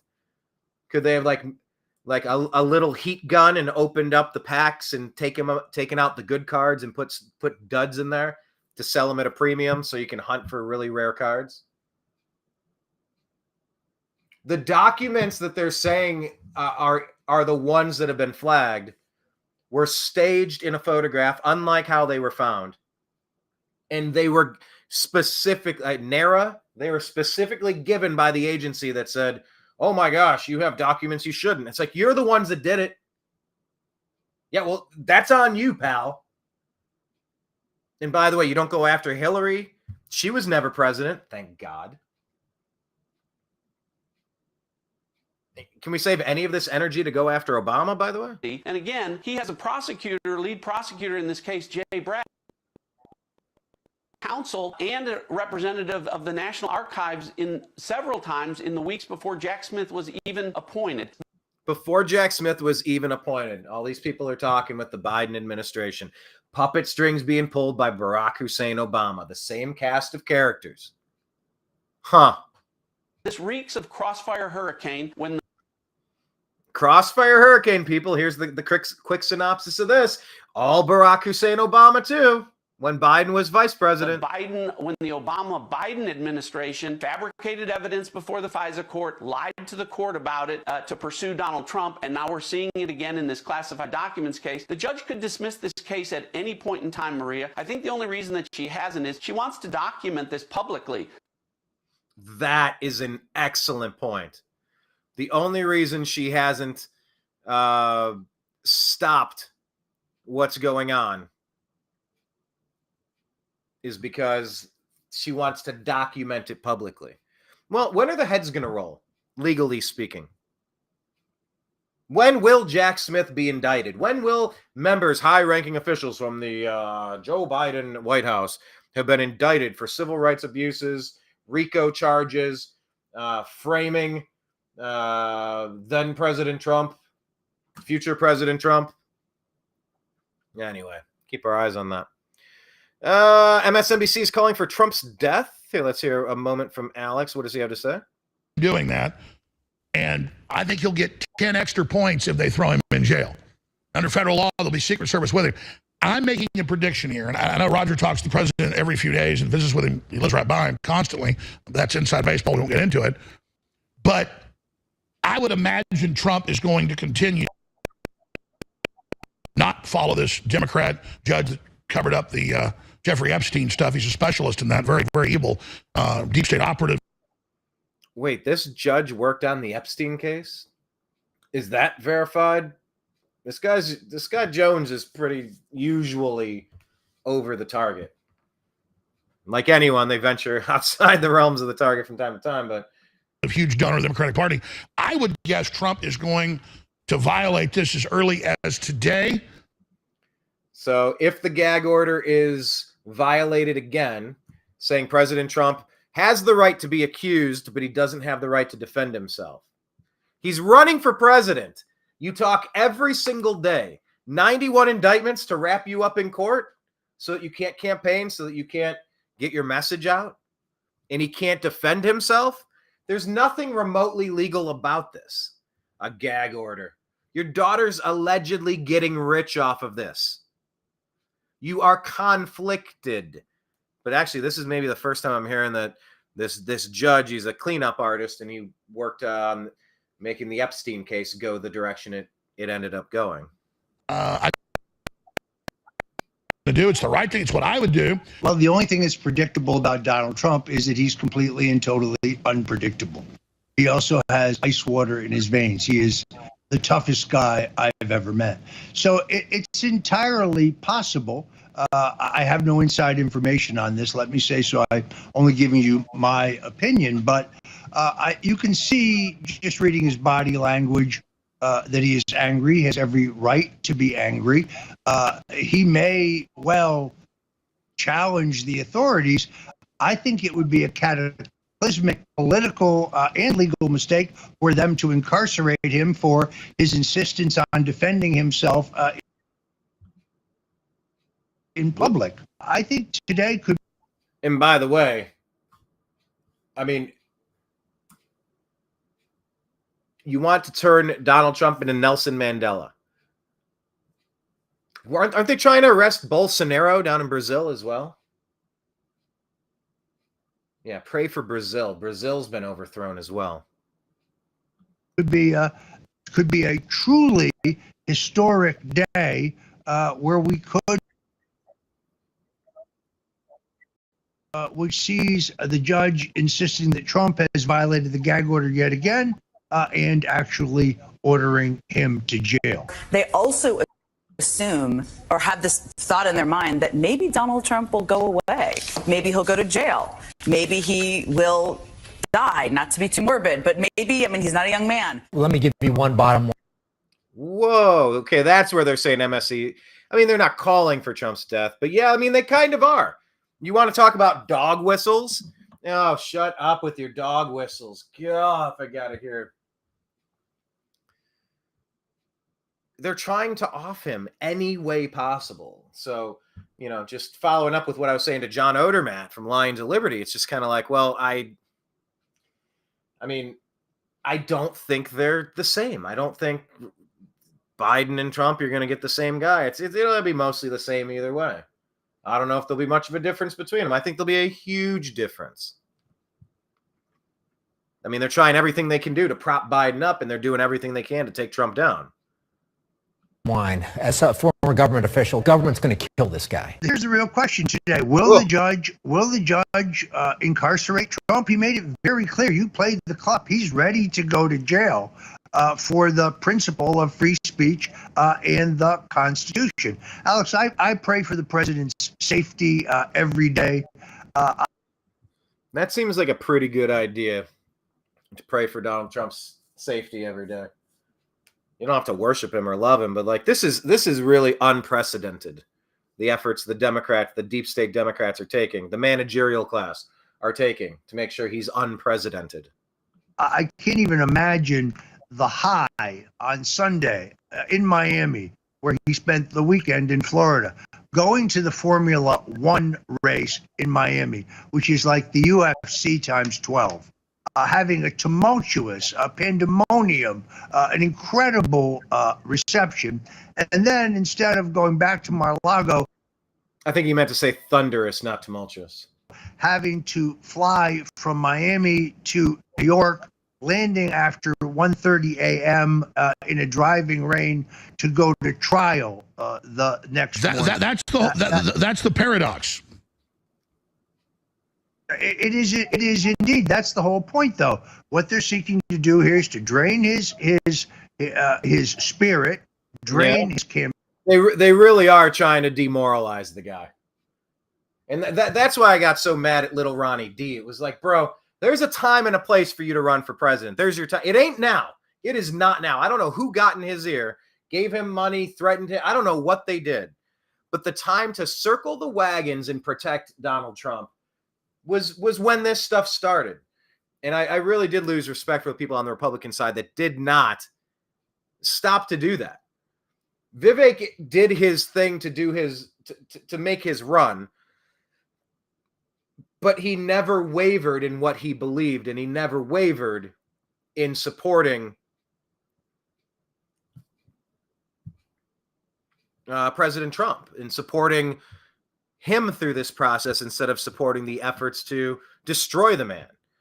Seemed like everybody else on stage was perfectly fine sacrificing Trump if it means they can get, oh, I don't care. I'll throw Frodo into that molten lava as long as I get the ring. Coffers to pay lawyers, most importantly, siphon time, so he has to sit in a courtroom when he should be out campaigning. What will they do next?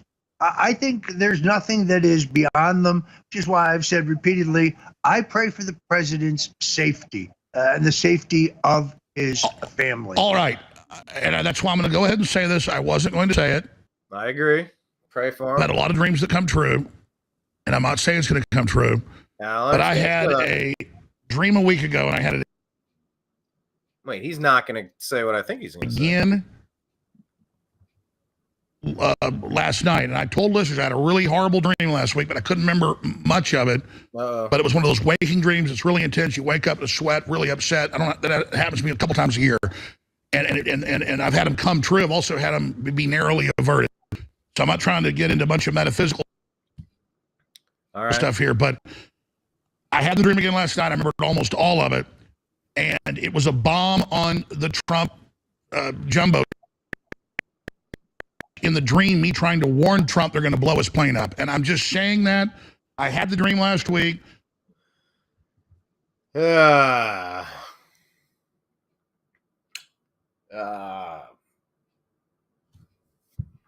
take a second right there, calling out to the supreme being, the grand architect of the universe, God, however you define yourself. Keep a close watch over President Trump and those close to him, politically and familially, to keep them safe from harm, from evildoers. Amen. All right, moving on here. This is Claire Woodall Vogue. In this post, being described as the most corrupt elections clerk in Milwaukee, has just been fired. Milwaukee, Wisconsin. That's where the RNC is going to be. Republican convention this summer. Just been fired. Delivered the margin needed. This person, Claire, delivered just the margin needed at 3 a.m. Oh my God, people. So, LOL, I just wanted to wait to say I had been awake for a full 24 hours. Wow. Damn, Claire, you have a flair for drama. Delivering just the margin needed at 3 a.m. I bet you had those votes counted at midnight and just waited to keep the world waiting. Wow. What are the... interesting, from Ryan Chu from the elections group. What are the two quotes? I have a quote. Mine is from the Tool song Right Into.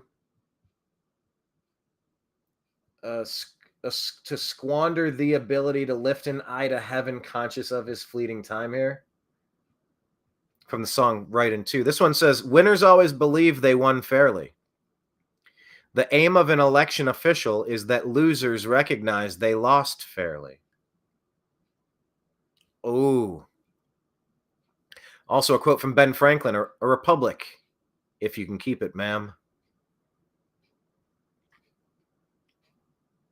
What is this? Poso saying the federal government has weaponized the legal system against the opposition in 2024, and Republicans are terrified to act. Check that one out. Also, we had a conversation, Peddling for Patriotism, with Adam Boyd. If you scroll down on our Twitter feed at American_media_ and at the Unhappy Hour _ talked with Adam Boyd. He was thinking about what's the biggest bar crawl. And he said, you know what? Here's what I'm going to do. I'm going to go to the taverns in the 13 colonies, and I'm going to bike to them. Peddling for Patriotism, trying to rediscover American patriotism across the 13 colonies. That was a show I did last week. Please check that one out on YouTube and Rumble. Okay, so here we go. This is the lady. This is from PBS.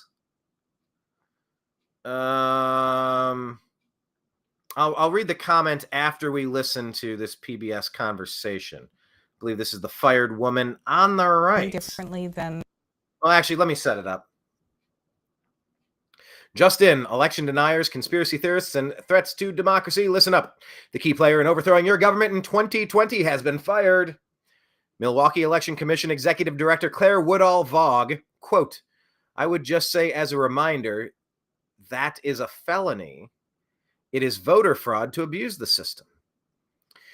She printed 64,000 ballots in the back conference room in City Hall, room 501, for the November 3rd, 2020 election.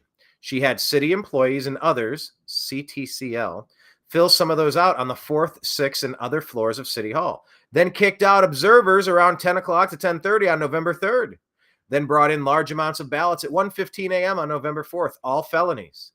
That's according to Peter Bernegger, independent journalist, writer of Election Watch Incorporated. You may or may not believe what he has to say, but I'm reporting that Peter's saying it.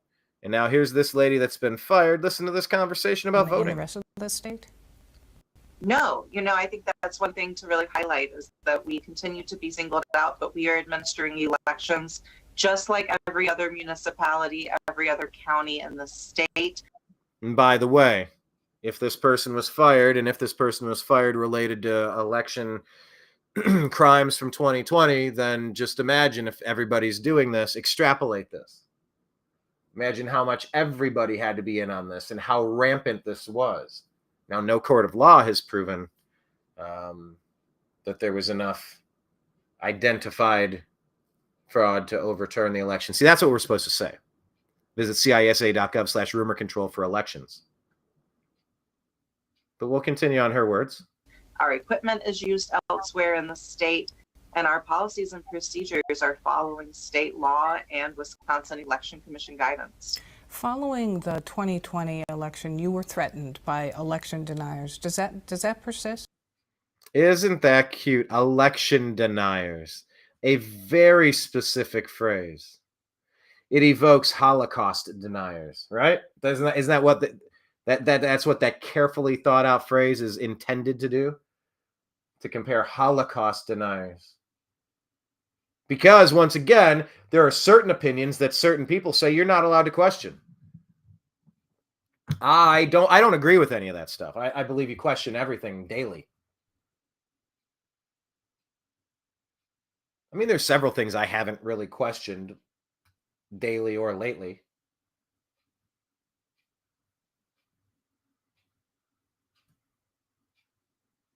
But election deniers. I just love that phrase, election deniers. Following the 2020 election, you were threatened by election deniers. Does that persist? It does persist, unfortunately. I think that it was odd in that we saw the greatest amount of threats actually come almost a year after the election, and nearly 2 years after the election, we are still seeing a lot of election deniers, conspiracy theorists that I battle, and that our election officials, are answering questions that are very complicated on election day, and we've had to do additional training to make sure that they're comfortable working on election day. What kinds of trainings and preparations have you made with any kind of expectation of continuing threats to election officials? Yeah, so just this summer, we trained all of our chief election inspectors on managing and maintaining control of the polling place. Managing and containing, control, maintaining control.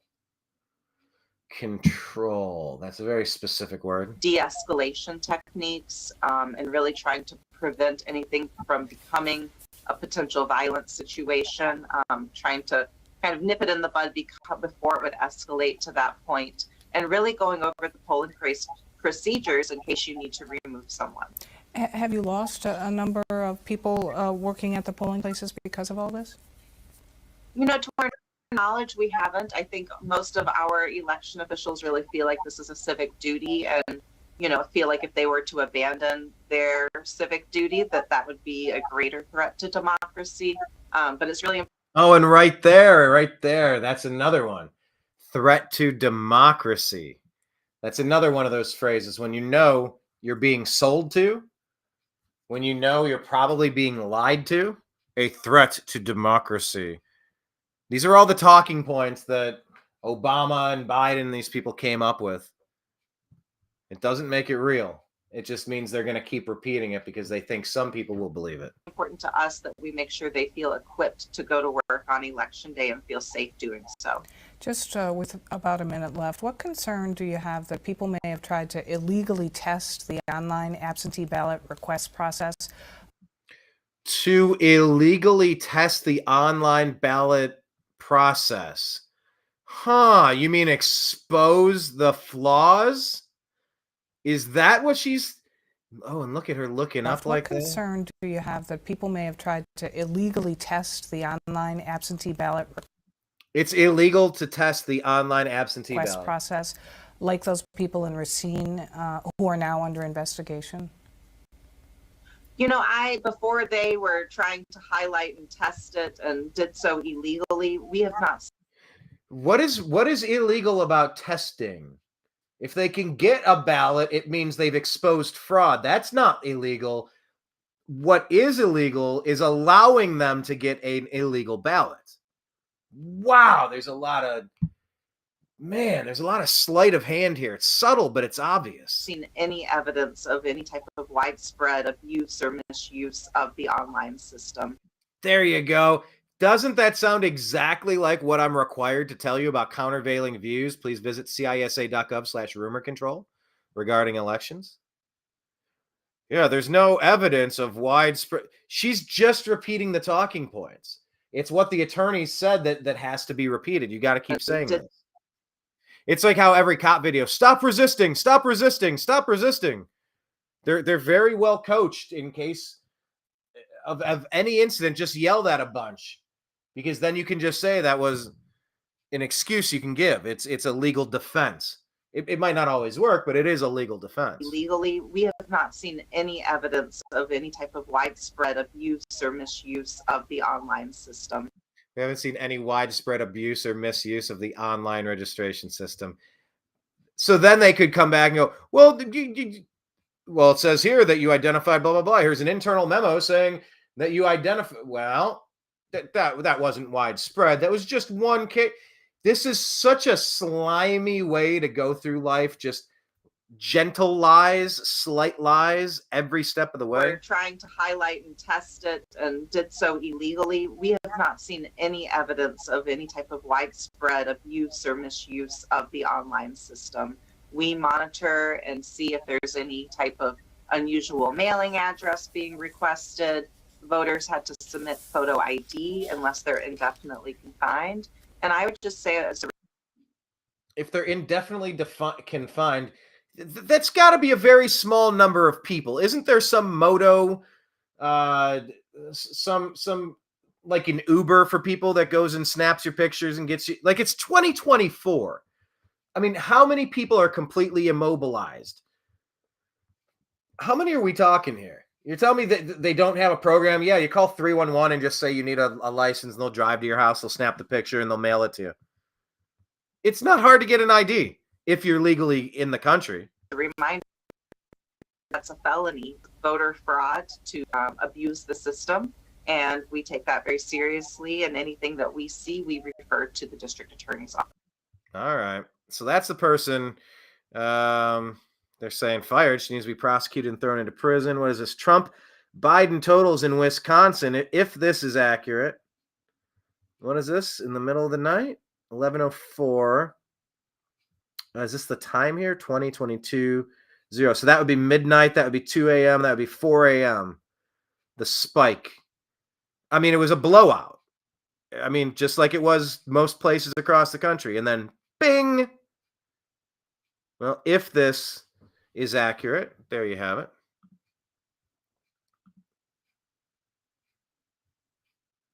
Anyway, that is from PBS. So we're asking, what was she fired for? There's that again. Yeah, there's a lot of accusations here about printing 64,000 ballots in a back room in a city hall in Milwaukee. Waiting to see some confirmation of this, but that is being widely reported. And that's what we're asking. How certain are we that this is now officially confirmed? Why has this revelation taken so long?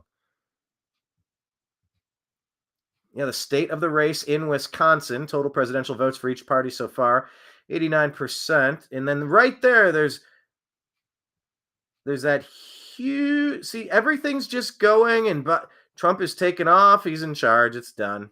Over, landslide. Oh, hold on. Yeah, dear Claire, you have a flair for drama, delivering just the margin needed at 3 a.m.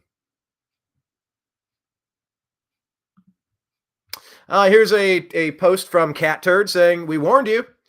Reporting from Unusual Wales says that 63% of new audits as of summer 2023 targeted taxpayers with income of less than $200,000 per the Wall Street Journal. So, you know, these people hate you. Are you okay with these people, or is it time for is it time for a change? All right, so let's go from Wisconsin to Arizona. Scott Adams reports that more news about the criminal organization called America. Rasmussen, this is an Arizona report, only one official ballot paper type was approved by Maricopa County for all 2020 counted ballots, according to Rasmussen reports. Yet 10 types of paper were discovered by voter volunteers, amounting to over 200,000 non-conforming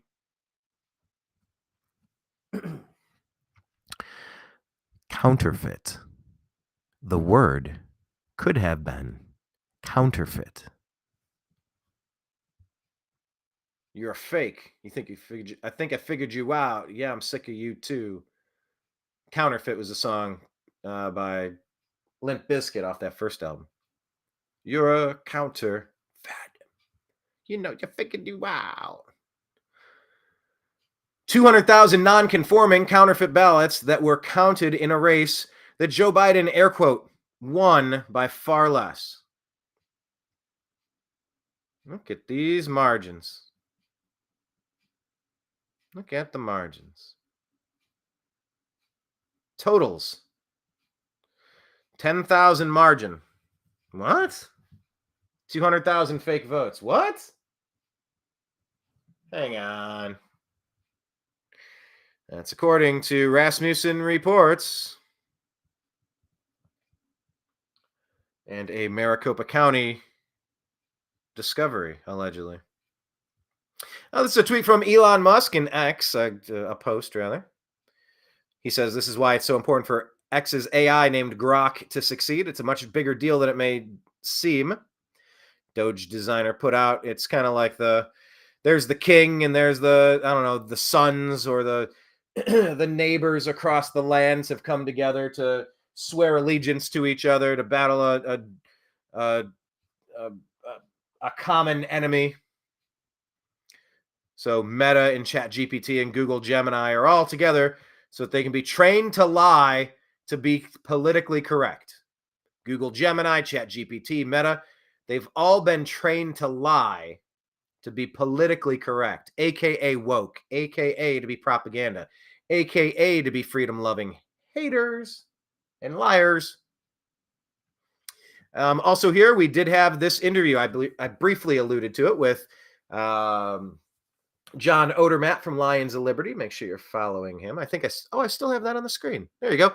At Lions of Liberty and at John Odermatt. Thanks for joining in the first hour.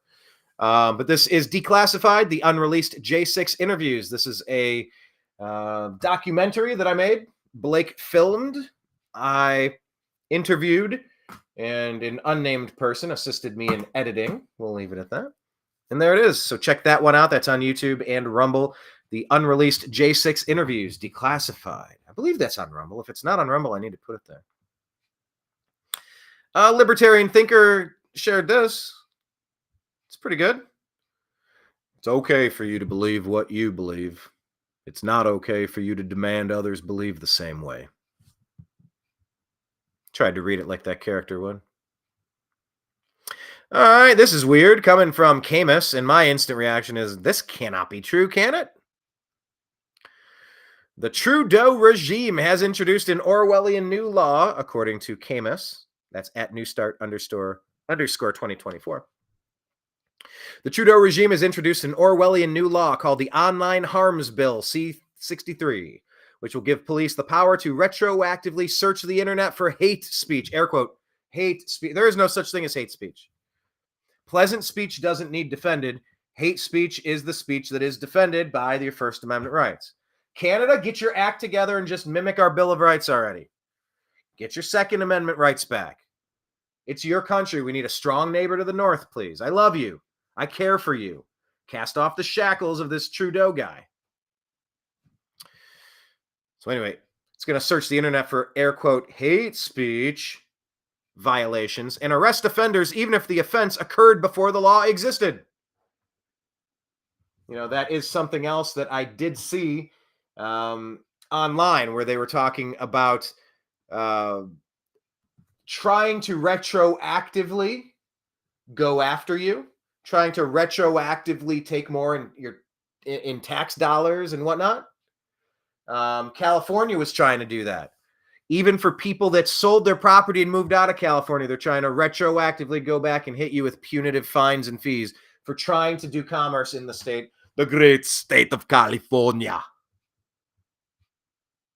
So let's just leave that one where it is. That there's companies you can't do business with. There's states, cities you can't do business with. And there's countries you can't do business. I don't know what Canada's doing. And I don't know how soon they can put Pierre Poilievre or whatever that guy's name is in place instead of Trudeau, but it can't happen soon enough. Anyway, the new bill is aimed at safeguarding the masses from the so-called hate speech. And by the way, that doesn't mean that I agree with people that are saying things that would be castigated as being hate speech or having all the classic earmarks of Russian hate speech, to borrow a turn of phrase, propaganda from the deep state left. But when everything is hate speech, nothing is hate speech. When everything is racist, nothing is racist. Boy who cried wolf. So the new bill is aimed at safeguarding the masses from so-called hate speech. Revolver News reports the real shocker in this bill is the alarming retroactive aspect. Essentially, whatever you've said in the past can now be weaponized against you by today's draconian standards. Historian Dr. Muriel Blaive, B-L-A-I-V-E, Blaive, has weighed in on this draconian law, labeling it outright mad. She points out how it literally spits in the face of all Western legal traditions, especially the one about only being punished if you infringed on a law that was valid at the time of committing a crime. This has been another episode of the No Shit category. No shit. So here's this smug SOB who people like Blake Wally. Follow him at TV's Blake Wally. He likes to refer to him as Castro's son. Man, do they look similar. This smarmy guy. Ugh, him and Gavin Newscomb. Ugh. Canada to imprison anyone who has ever posted hate speech online. Yeah. Look at that picture. Look at that picture. That stupid little mustache. Canada is a fascist state. You can't change facts. There. Canada is a... And then, of course, this just happened, I believe, in, what was it, Ireland?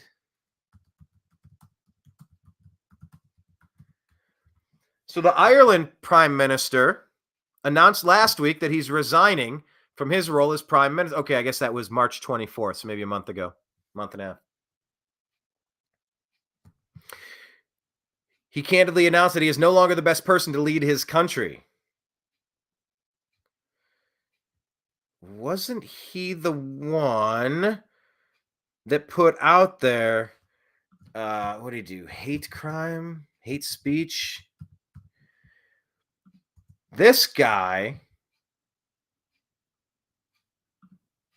Oh, wait, why? Oh, gosh, I clicked on Al Jazeera. Now I'm on a list.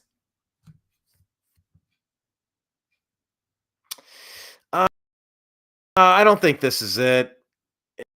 But this guy was calling for report hate speech. Unless I'm confusing him with Ireland and who's the other one? Dublin, Indian immigrant, Irish. Why is he stepping down now? Man, I hope I'm not confusing this story, but I believe. Hang on, let me try doing another search. Leo Varadkar. Is that guy's name? Report hate speech.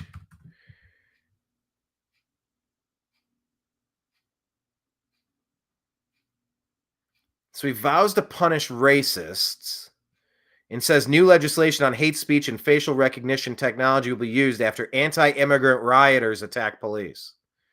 I believe the story was that he caught, this is the problem with me using Google. I apologize. I can't trust Google. I don't like Google.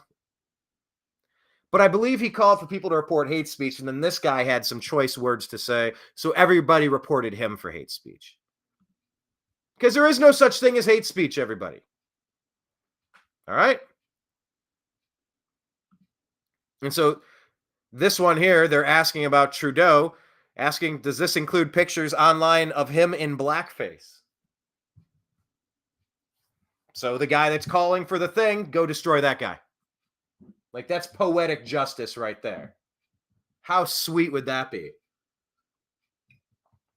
And by the way, unpopular opinion, this whole blackface outrage, air quote outrage, it's beyond trumped up. There are serious issues in the world, and dressing up like somebody for Halloween is not remotely near the top of that list. We're not doing modern day minstrel shows. People aren't blocked out of participation, so you got to dress. It's like what the women couldn't perform on stage, so the men would dress in ladies' clothing and act as women. Wow, there's another parallel to today's society. But it's not like, black actors don't get, which, by the way, the term should be called blackters. You combine two words into one, blackters. It's perfect. It's descriptive. It's honest. It rhymes with the original word, and it's descriptive. Not good or bad. It's just descriptive. Yeah, anyway, pictures of him in blackface, I'm sure will be put out there as soon as possible. Thank you. Peace out. Appreciate you watching. To Kenneth. This comment says, even if this is just an attempt to test how far they can go, it's very concerning that they are attempting to identify the non-compliant. Another step toward tyranny that continues to lurk beneath the distractions. Yeah, remember what they did to the truckers who were protesting, trying to seize their bank accounts? Canada has fallen. How long has Canada been a totalitarian regime? Get this guy out of there. Vote him out. Charge him with his crimes. Keep him away from power. Ensure that the stuff he promoted will never be successful again. Here's one. This is Laura Loomer. Laura Loomer confronting Representative Maxine Waters.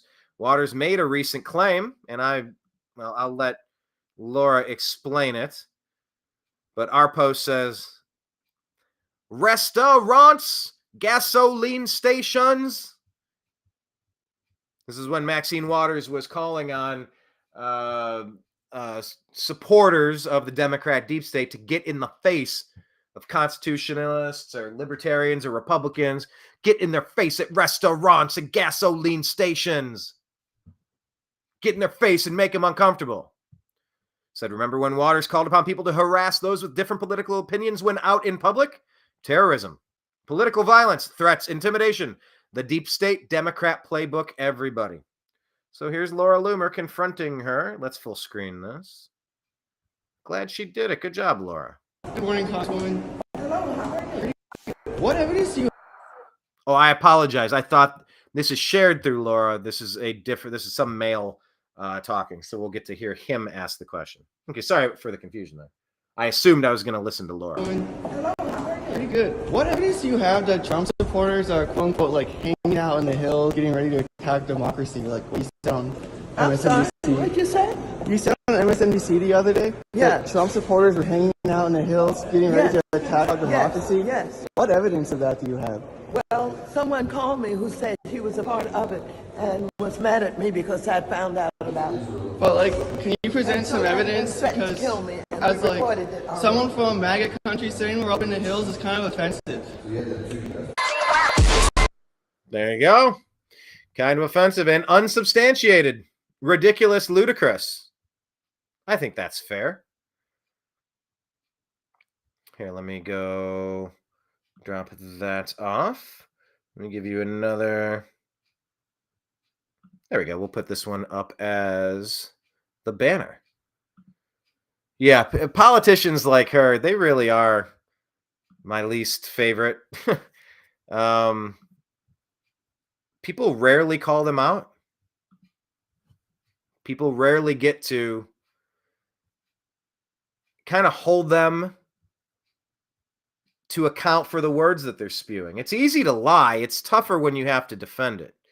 This is a good video here. I'll scroll past it, but they're breaking into the guy's store and he defends himself and ends up stabbing the guy. You need to be prepared everywhere you go. Here's a tweet saying it was a hard pill for me to swallow, and I'm still having a hard time understanding what's going on there and why such a small country has so much power and control. The only thing I can think of is that they're trying to bring about the Antichrist as their Messiah. Oh boy. Yeah, Blake would have loved this topic. I've traditionally avoided it. It just brings out a lot of stuff. A lot of theories, a lot of accusations, occasionally some proof. But Brian Cates, an interesting follow here. He contends this is why, and by the way, a tweet doesn't, an X post does not equate to an endorsement. Let's just be clear on that. Karine Jean-Pierre, let me be clear. Let's be clear. Yeah, let's be clear. For the first time ever. Clear as mud. A retweet, a repost is not an endorsement. It's just not. It's just something interesting, and it's a conversation starter. But Brian says this is why Israel was saved for last. Literally 5 dozen other big lies have to be exposed and generally acknowledged as being lies before the big one. Only after it's generally acknowledged that they lied about COVID-19, JFK, 9/11, Benghazi, where AQ, Al-Qaeda, and ISIS came from, the CIA, Ukraine, and a host of others, only then will the public be ready to try to break 70 years of relentless deep state programming about Brazil. I'm sorry, I said Brazil. I saw the green and I saw their flag. Programming about Israel. And they're calling Israel the final boss. So yeah, the Rothschilds creating the nation state. Look, the conversation's out there. Agree to disagree. Let's talk about it. They're saying because of violence and blackmail, they've been doing it a long time and nobody knew it. So it was rampant for decades, and that's how the power structure has occurred. So it's interesting to think about. And our question back was how much of what we think is true is a lie? That's a question. That's not an endorsement. Oh, yeah, well, you're changing it. You're putting it on your platform. You can't platform something and you can't platform things you don't agree with. No. I think it's probably sometimes the most important that we platform things we don't agree with. By the way, let's go back to the X feed. Where did it go? There we are. Share. And bring it onto the main screen here. Breaking. All right. Here's another one. Someone is saying a batch of police cars in front of Drake's house in a large crime scene area is now taped off. Here's how you become a savvy consumer of news. You say, wait, is Drake in legal trouble now? Is this connected to Diddy? Is this confirmed? These are questions to ask. It's very important. Matt Wallace, I know this name, and what is he? CEO of the Elon Musk Council. Turn on notifications. Who are you with? Matt Wallace. Okay. Well, there you go. Keep an eye on Drake's place, and let's see if anything comes from that. I don't know. Here's President Trump talking. Let's hear him in his own words. The judge is now threatening to throw him in jail if he does not comply with this gag order. The jokes write themselves about Stormy Daniels. Actually, let me see. I'm going to go to TNAM chat here. Oh, no, let me go to TNAM humor. If you're on Telegram,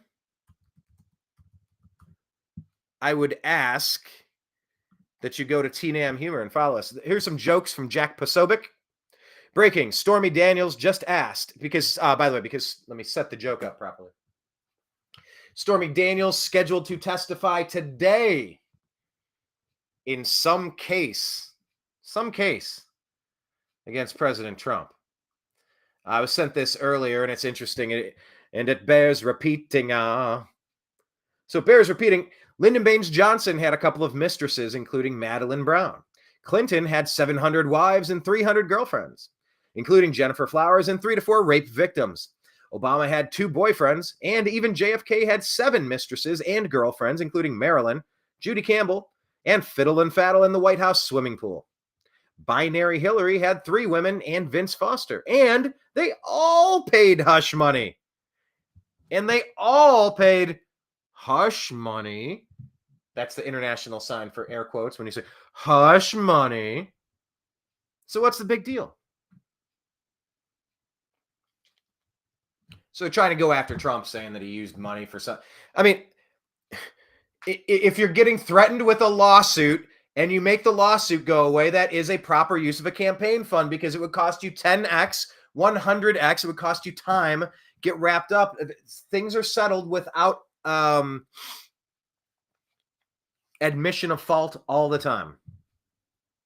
Anyway, so Stormy Daniels on the stand, and here come the jokes. Jack Posobiec saying, breaking, Stormy Daniels just asked if it was going to be a hung jury.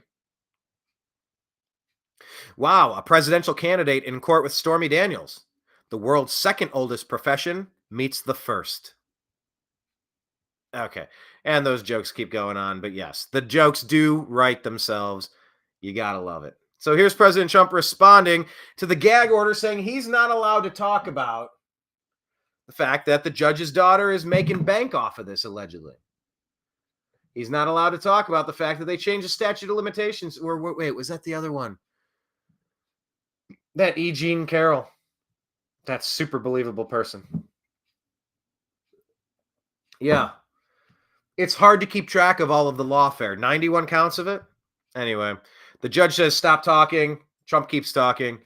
Oh, here's $1,000 per fine. It's happened 10 times. You need to pay this money. He says, if you do this anymore, you're going to go to jail. So here's Trump reacting to it. Because this judge has given me a gag order and said you'll go to jail if you violate it. And frankly, you know what? Our Constitution is much more important than jail. It's not even close. I'll do that sacrifice any day. But what's happening here is a disgrace, and the appellate courts ought to get involved. So it's a disgrace.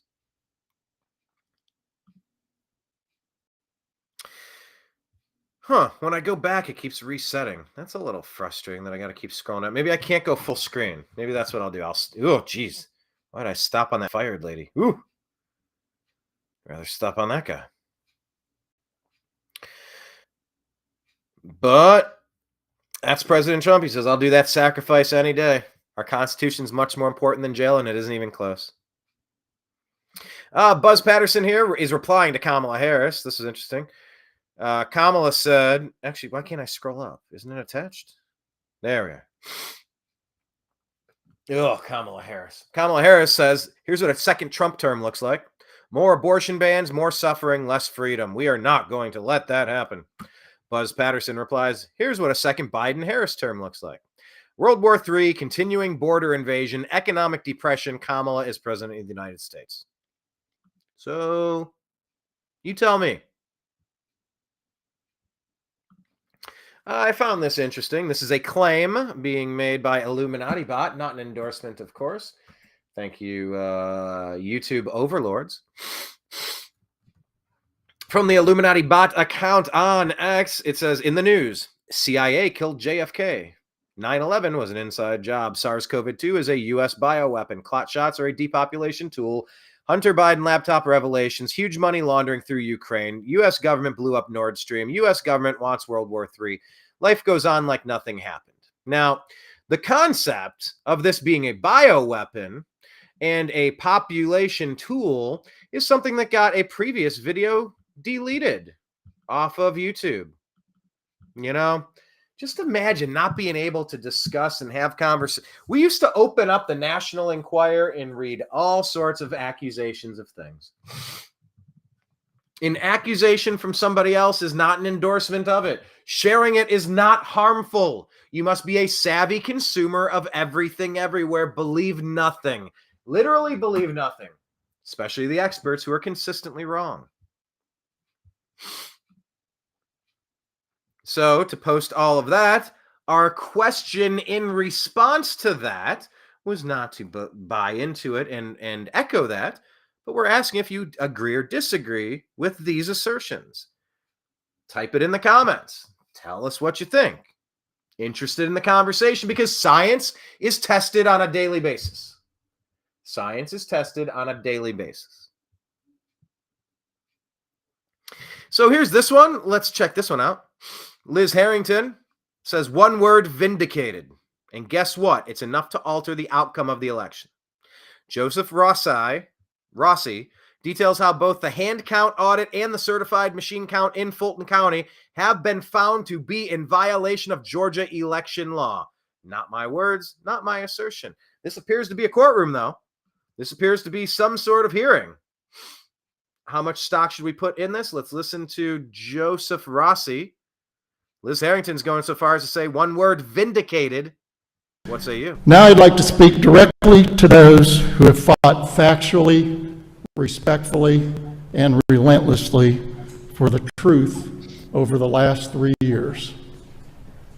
As of 4/10/24, I got another one of these certified letters from the state election board. Every time I get one of those letters, my wife sets it on my desk and she says, you got another one of those certified letters. I hope you're not being indicted this time.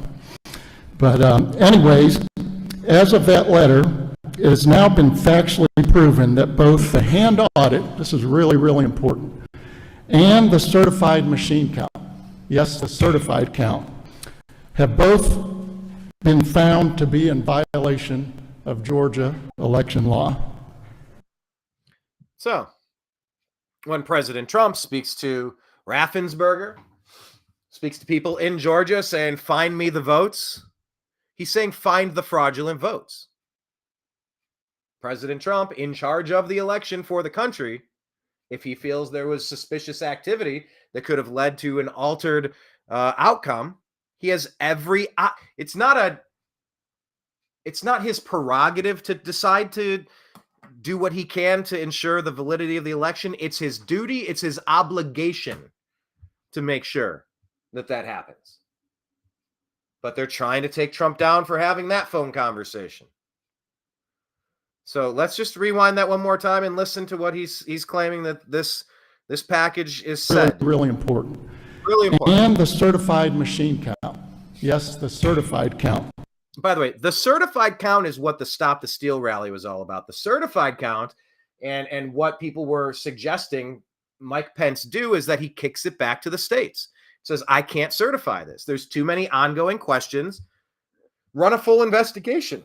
The time to do that is before you just move along past it and try to upend it with something that's clearly suspicious.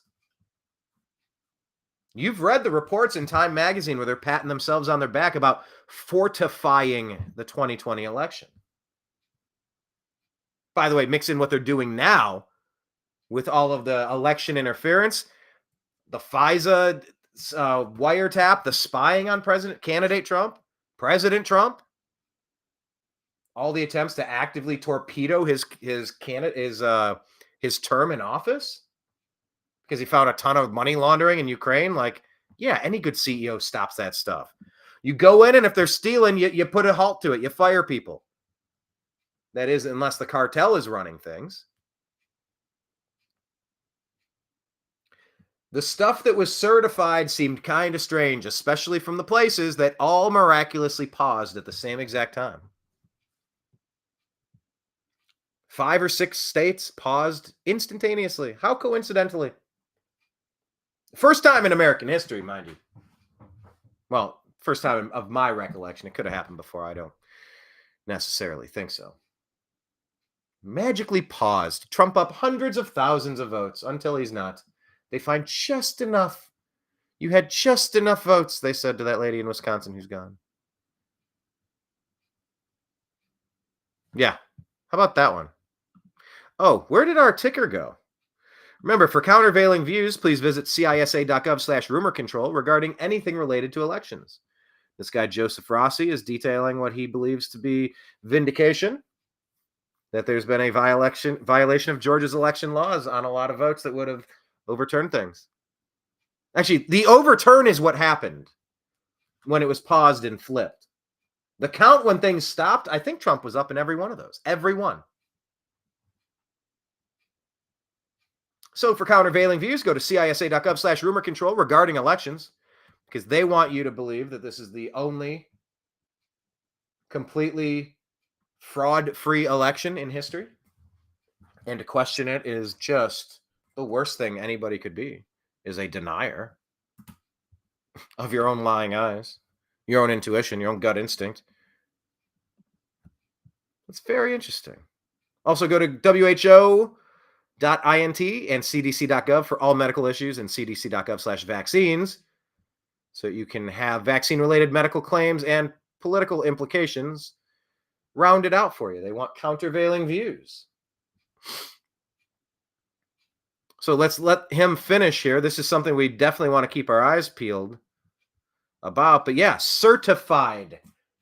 That's what Trump was saying. Like, hey, instead of certifying, like, you need to take a closer look here. I mean, did the wrong thing happen in 2020?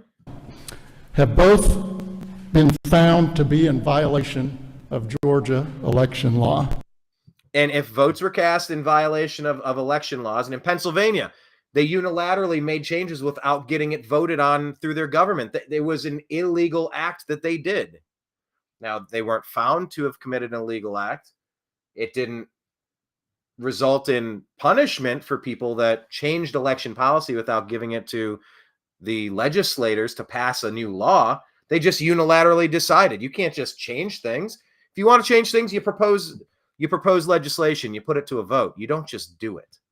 Oh, it's an emergency. No. There's policies and procedures in place so that when an emergency happens, you don't deviate from those policies and procedures. That's exactly why policies and procedures and bylaws exist. Based on these findings, to those that have fought factually, respectfully, and relentlessly, I'll close with one word: vindicated.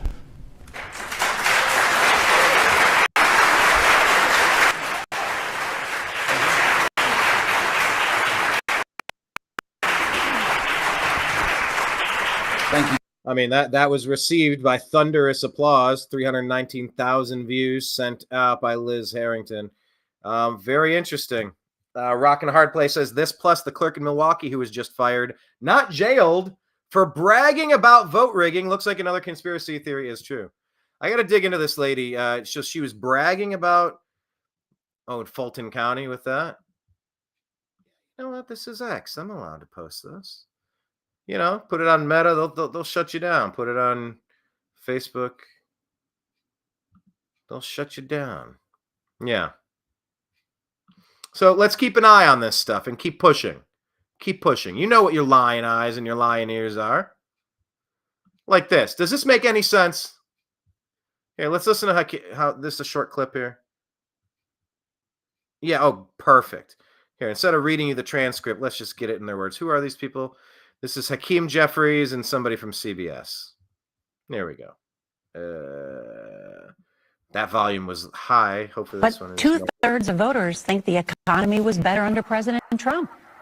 Well, that's just not the case, and we have to do a better job of laying out the facts that the economy has dramatically improved. Hold on. This guy's trying to sell you that the economy has dramatically improved. Under the leadership of President Joe Biden. Look at that look. She's like, I'm trying not to cuss. But this look is saying the F it is. Biden. But if the F it is better. Mm-hmm. Under the leadership of President Joe Biden. But if those are the facts, which they are not, why don't voters believe it? Is that because the voters are smarter than you give them credit for? And thankfully they are sometimes. a communication problem? Voters understand that more needs to be done, that there are challenges that remain. But 2/3. Yeah, what a whew. So that's from RNC Research, Hakeem Jeffries. So, by the way, just as a gentle reminder, inflation has averaged 5.6% under Biden. It was 1.9% under Trump. The real average weekly earnings are down 3.9% under Biden. They were up 8.2% under Trump. The average 30-year... God, don't... this one hits me. You know, I had the conversation. I was talking with a colleague earlier today about a business venture, something unrelated to media, something like I have varied interests. This would be a food conglomerate, an opportunity to expand and take a product. And anyway, discussing just people close to us, people close. And the comment was made. I ended up responding, talking about how somebody close to this person was just kind of like, they're acting in some sort of way. And I said, you know, there was a painful incident I went through, and people would ask, like, you know, how does that make you feel or whatever? And I would reply like, it only hurts if I think about it. And that was very true. Because if I was thinking about it, if it got brought up like it was in that exact scenario that I was responding to, then I'm thinking about it. Because I was discussing, you know, this person close to this person today. And, you know, you talk for a little bit about it, gets you thinking some sort of way. And you know what kind of way. It ain't good. It's drudging up all sorts of gunk from the bottom of the river. And it's like, you know, it's down there. It is what it is. It's with the sludge. But it only bothers me if I think about it. And my God, the fact that my mortgage is in the 6s instead of the 2s or 3s. You know, I did some quick math here. Can we talk about usury? Usury. What is the definition? Charging interest.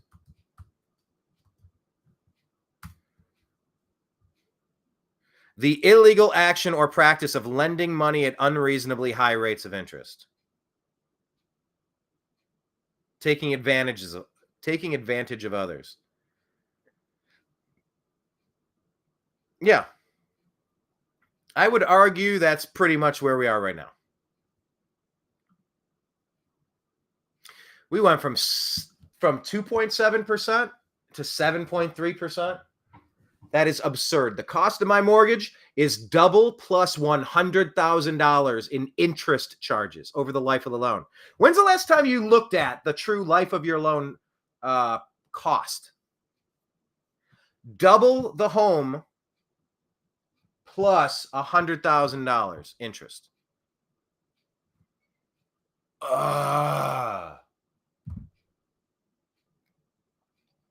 Straight theft.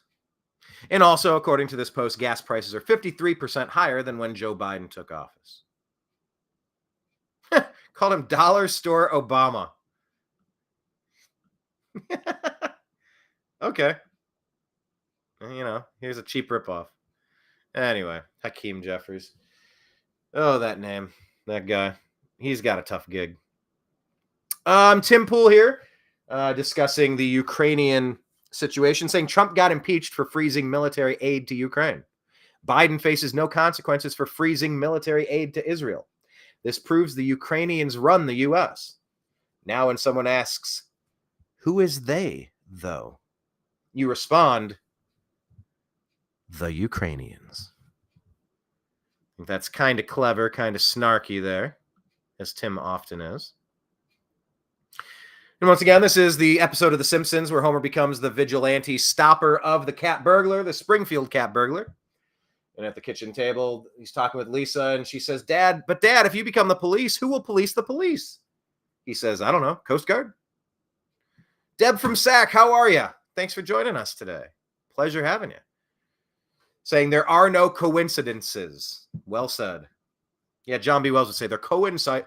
A coincidence is little more than a coincidence. Yeah, John's very particular in his word choices. I like that. His Caravan to Midnight show is very interesting. I recommend it highly. It's in my top 50, top 25, top 15, top 10. I like his show, Caravan to Midnight. But yeah, if Ukraine controls the United States, excuse me, if Ukraine controls the United States, who controls Ukraine? ... All right, so there's another one from Brian Cates saying that they're very worried about Trump's second and last term becoming a revenge tour. And they should be. They keep showing us all how they'll fully deserve it. If Trump wins re-election this November, he can't run for president again. He's going to have no reason whatsoever to moderate or compromise his federal government reforms because he's not going to be facing the voters again. This is from ABC News. Trump's unprecedented campaign pitch, elect me to get revenge on the government.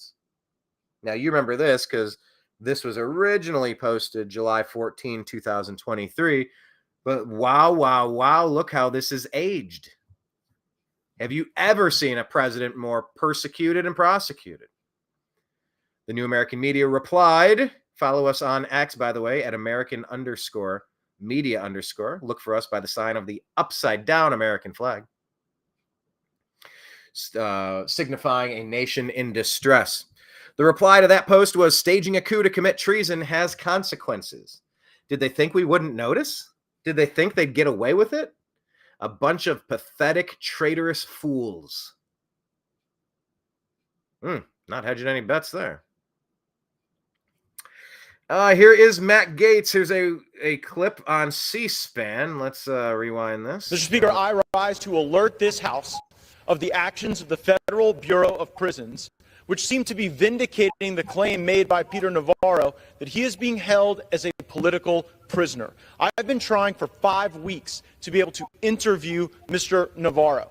And there are provisions that ought to allow this, and I was informed directly by Director Peters, who runs the Bureau, that request would be denied. And the reason it's being denied is because Peter Navarro is too notorious to be interviewed by a member of Congress.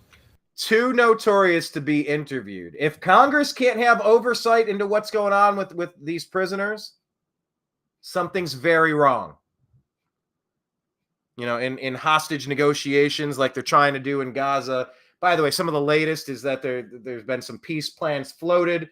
The CIA is trying to cut a deal with itself, allegedly, to stop campaigns, but they're in Rafah now anyway, so that didn't work. And that there's plans to rebuild it that have been surfacing. People say, oh, it's not like it's a paradise over there. It's hell on earth. It's an open air prison. It's a gulag. Okay, well, here's the plan to rebuild it. So that's being floated now. But I digress. Congress needs to have the oversight here. They're saying he's too notorious. What does that even mean? I think that means we all need to get an interview with him. But the reason I brought that up is because proof of life. President Trump recently said the reason Hamas is not negotiating in good faith to try to bring reach some sort of peaceful resolution is because they can't give back the captors, the prisoners, the kidnappees, because they've been executed already. There is no bargain. There are no bargaining chips because they're not with us anymore. Because Hamas can't keep Jewish hostages alive. They have a really bad tendency of killing them. And so when Israel's saying, we'll start talking once we get our people back, and they're like, yeah, about that.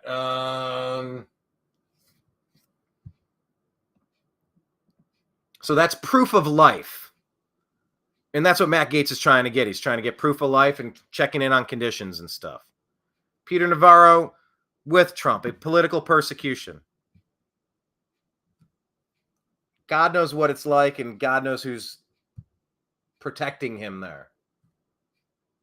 These are things congressional members should be allowed to check in on and have oversight on. John Gotti was interviewed when he was in prison. QAnon shaman was interviewed in prison. Director Peters herself brought NBC News through prisons to showcase the work of corrections that's being done. So I think there is something else afoot here. Mr. Navarro, I'm being told, is not being allowed to access his attorney, and it is because it is shameful what has been done to Peter Navarro based on a sham January 6th committee and a sham indictment and a sham conviction that we ought to work to remediate immediately upon President Trump's rightful and righteous return to office. Thank you, Mr. Speaker. I yield back. Rightful and righteous return. The New American Media responded, then we all need to get our interview requests in. We'd gladly host a conversation with him.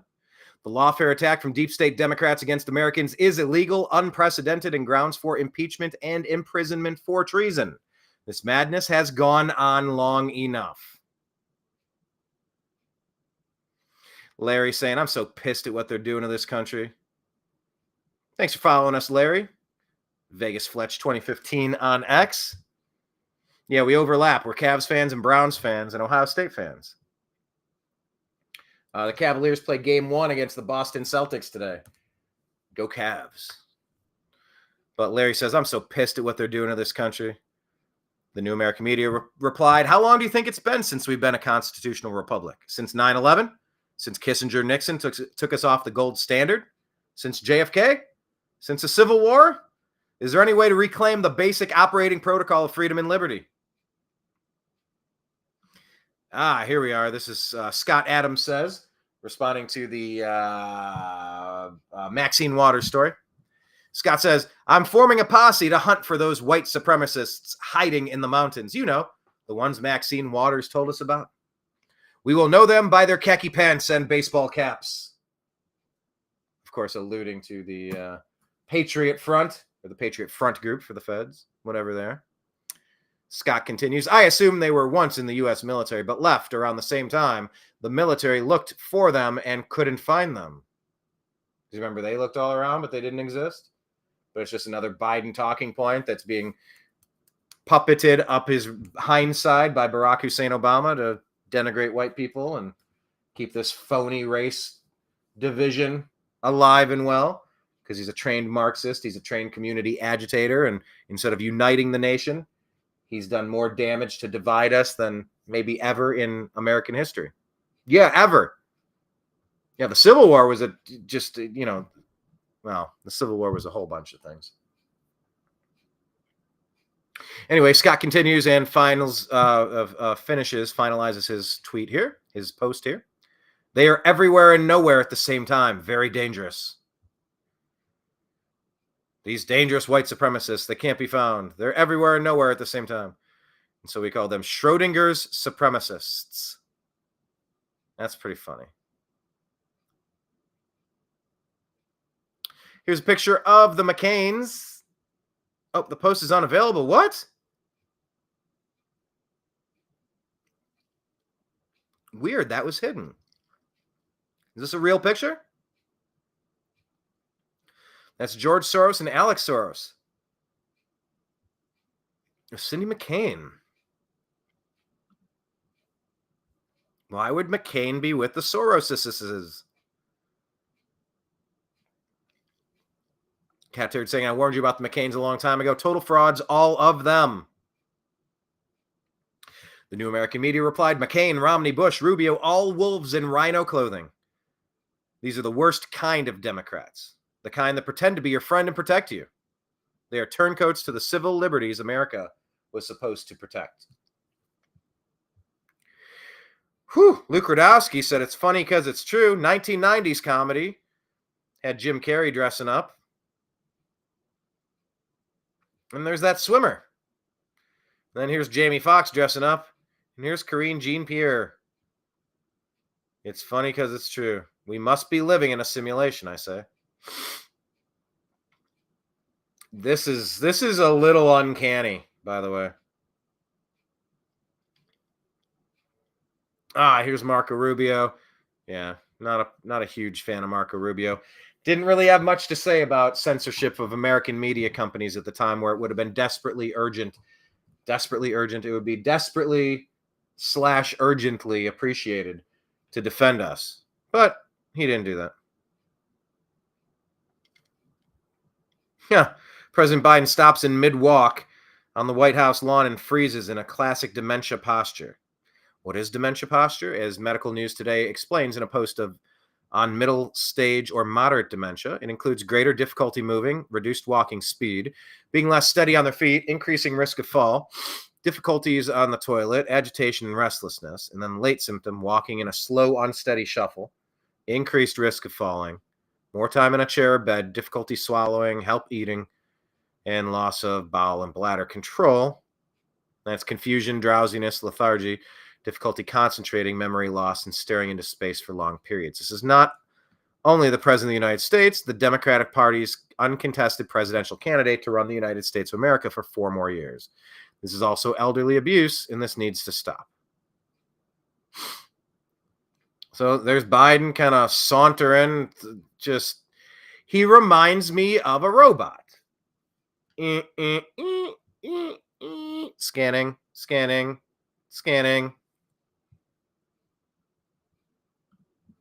And so, of course, we took that and posted this from Terminator 2 and asked us to convince us that this isn't just an X-bot in a skin suit. You look at Elon Musk's robots, and it's kind of similar to how Biden, just kind of shuffling along across the floor. Convince us it's not. There you go. There's Elon recommending people invest in Argentina. That's there with President Milei.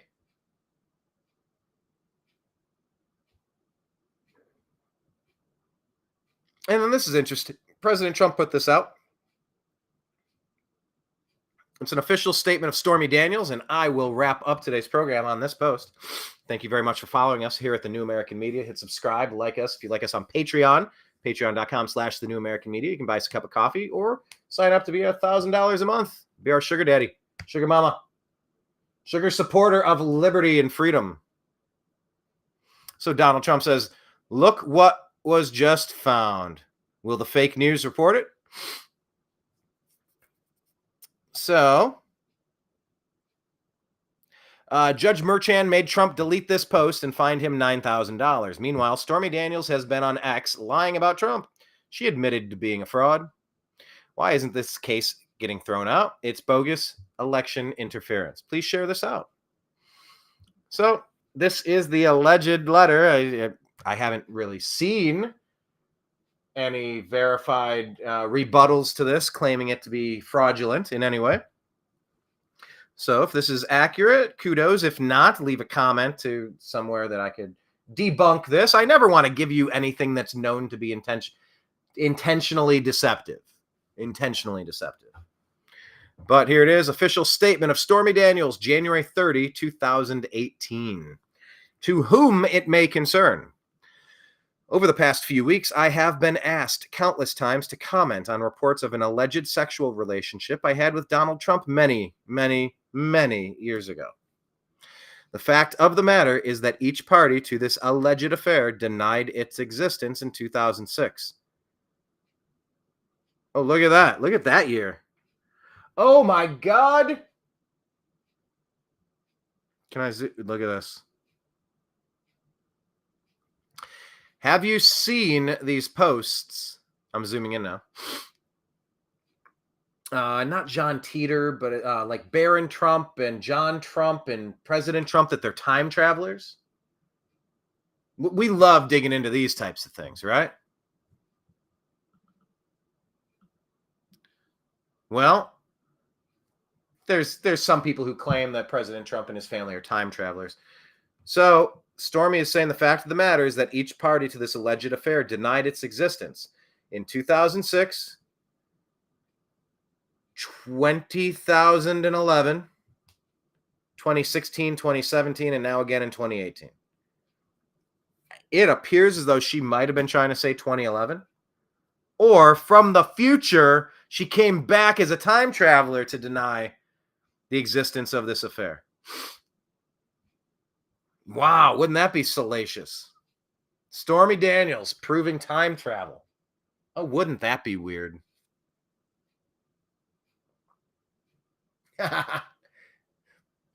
Porn star proves time travel. Porn star proves portals. Yeah, it wasn't lost on me that John Odermatt's 2 shows were Felony Friday and Finding Freedom. Quadruple F score. Well done. Anyway, the fact of the matter is that each party to this alleged affair denied its existence in 2006, 11, 16, 17, and 18. I am not denying this affair because I was paid air quote hush money, as has been reported in overseas owned tabloids. I am denying this affair because it never happened. I will have no further comment on this matter. Please feel free to check me out on Instagram somewhere. Why is there even a case? Make it make sense. Why is this even being allowed?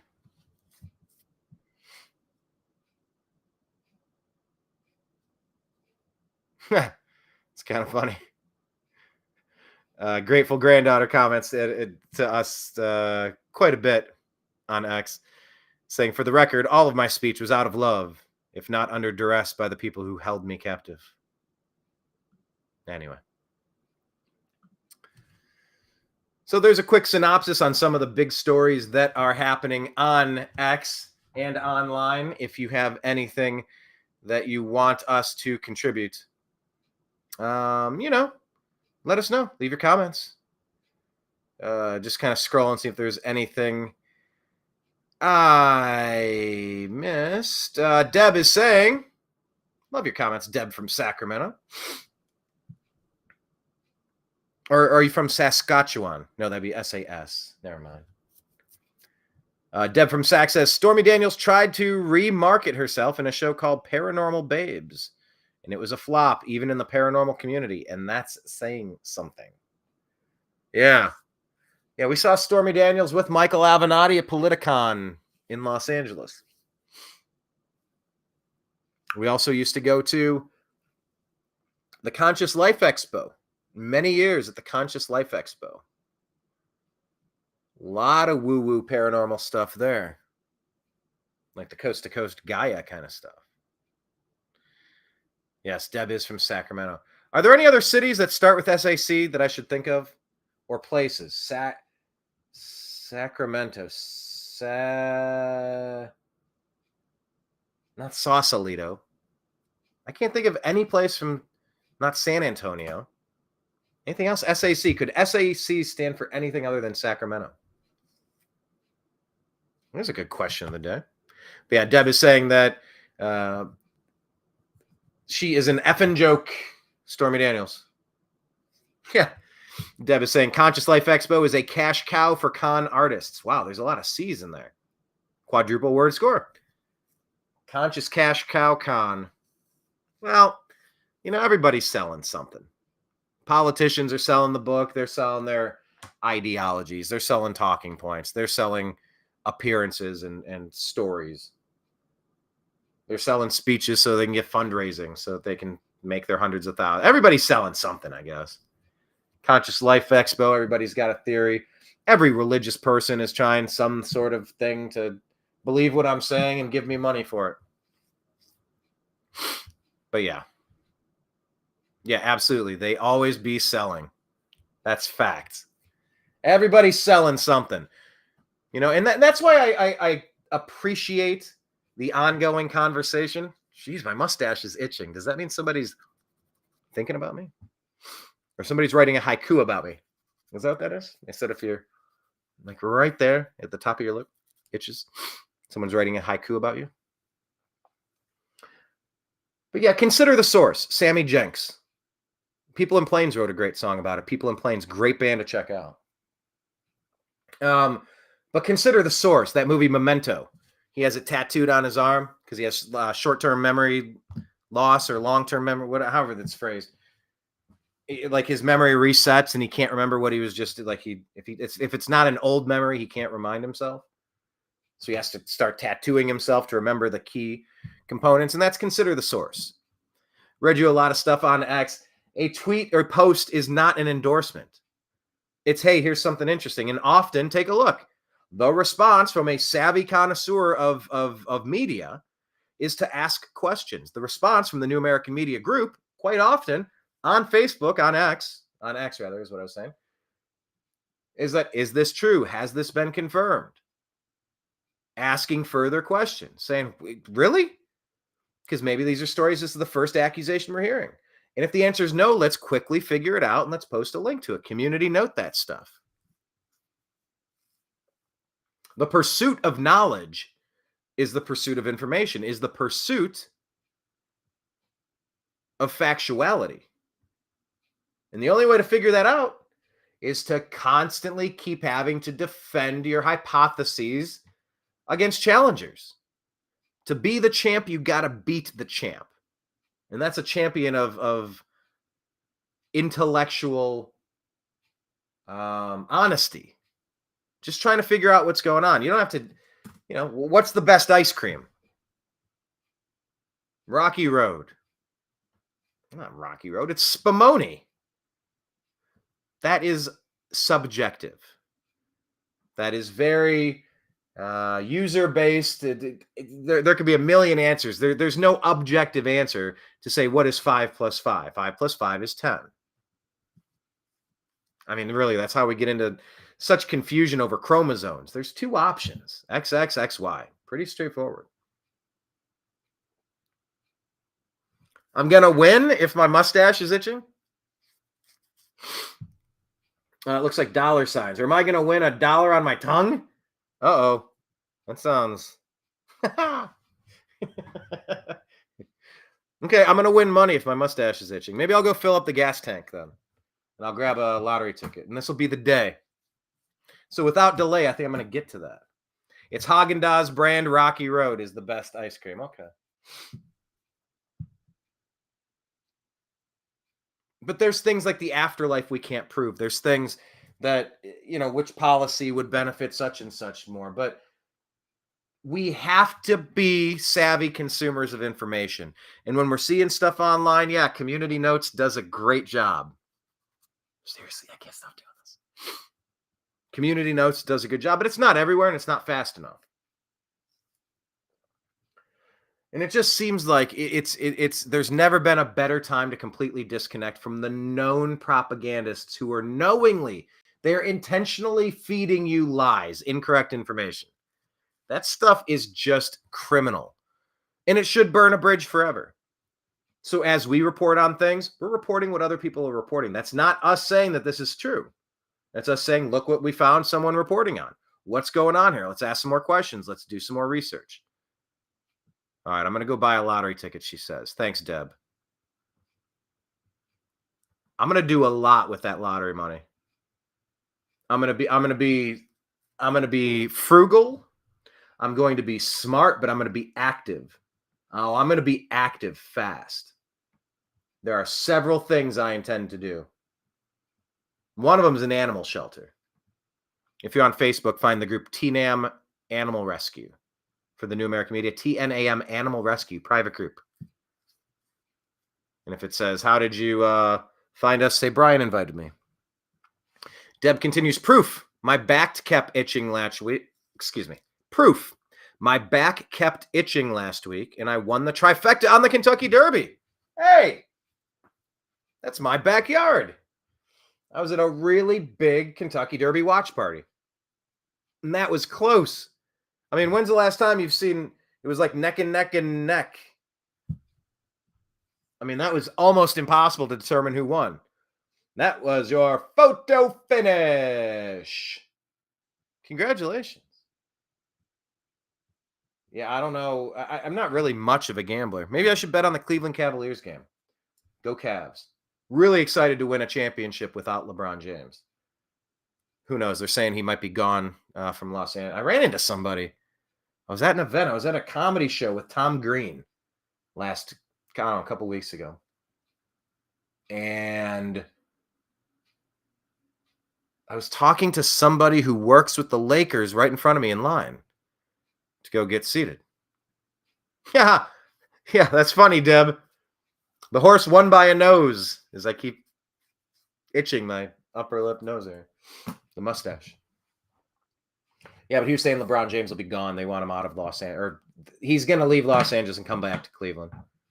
So it'd be pretty great if the Cleveland Cavaliers could win a championship without LeBron. And then, of course, I do think he will retire as a Cleveland Cavalier. He will be back, hopefully playing with his son, Bronny. But anyway, we'll see how that all shakes out. But yeah, okay, lottery ticket. I'm in. I'll go get one.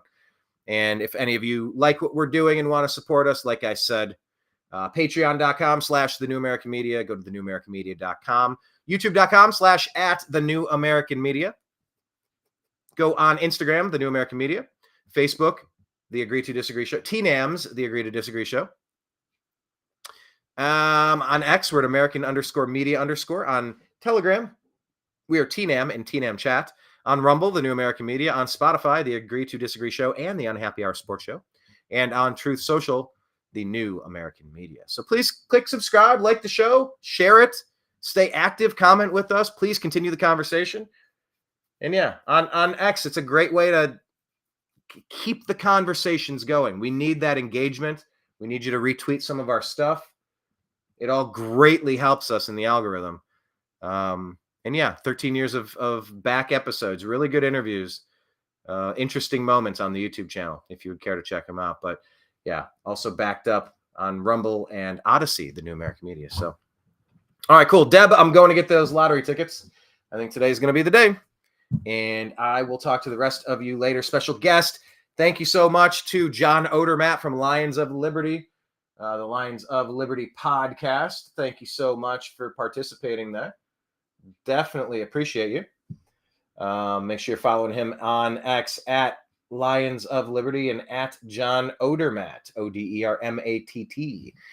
He said maybe I should join him on one of his shows. What is it called? Meme Wars? And he said he does those on Fridays. That'd be fun to cross-pollinate and do a show with him. But yes, I am in talks now with Larry Elder to get him back on the show. Haven't talked with him since,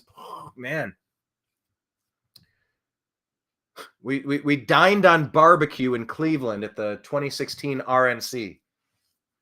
We went into a busy place and the three of us sat down, he and I and Blake Wally, and shot the proverbial stuff. Geez, I think we even shared an Uber back. He was staying the city down from where I was at, so we just used the same Uber. Love Larry Elder, interesting guy, important voice. I still say the Republicans shot themselves in the foot by not allowing Larry up on the debate stage. Larry would have been fantastic, but instead they gave you Chris Christie. So there you have it. All right, so check us out. Sign up. I'll try to be back on Thursday. I may or may not be with Ford Fisher from News to Share. I believe we confirmed it, but let me just double check it. Don't hold him to that. But yeah, I think we're going to talk about a brief overview of the J6 scenario, a brief overview of the Trump lawfare situation, and then get into some of the stuff going on with the campuses, with the protests. Ford and News to Share have been covering those types of events for a long time. So is the New American Media. But yeah, back to Occupy LA, just all sorts of stuff from 2020, the BLM and college situations. He was at Columbia, or was he outside Columbia or close to it? But we'll let him talk about it. I think that will be Thursday. So anyhow, I appreciate every one of you finding us. Yes, Deb, Elder is a good guy.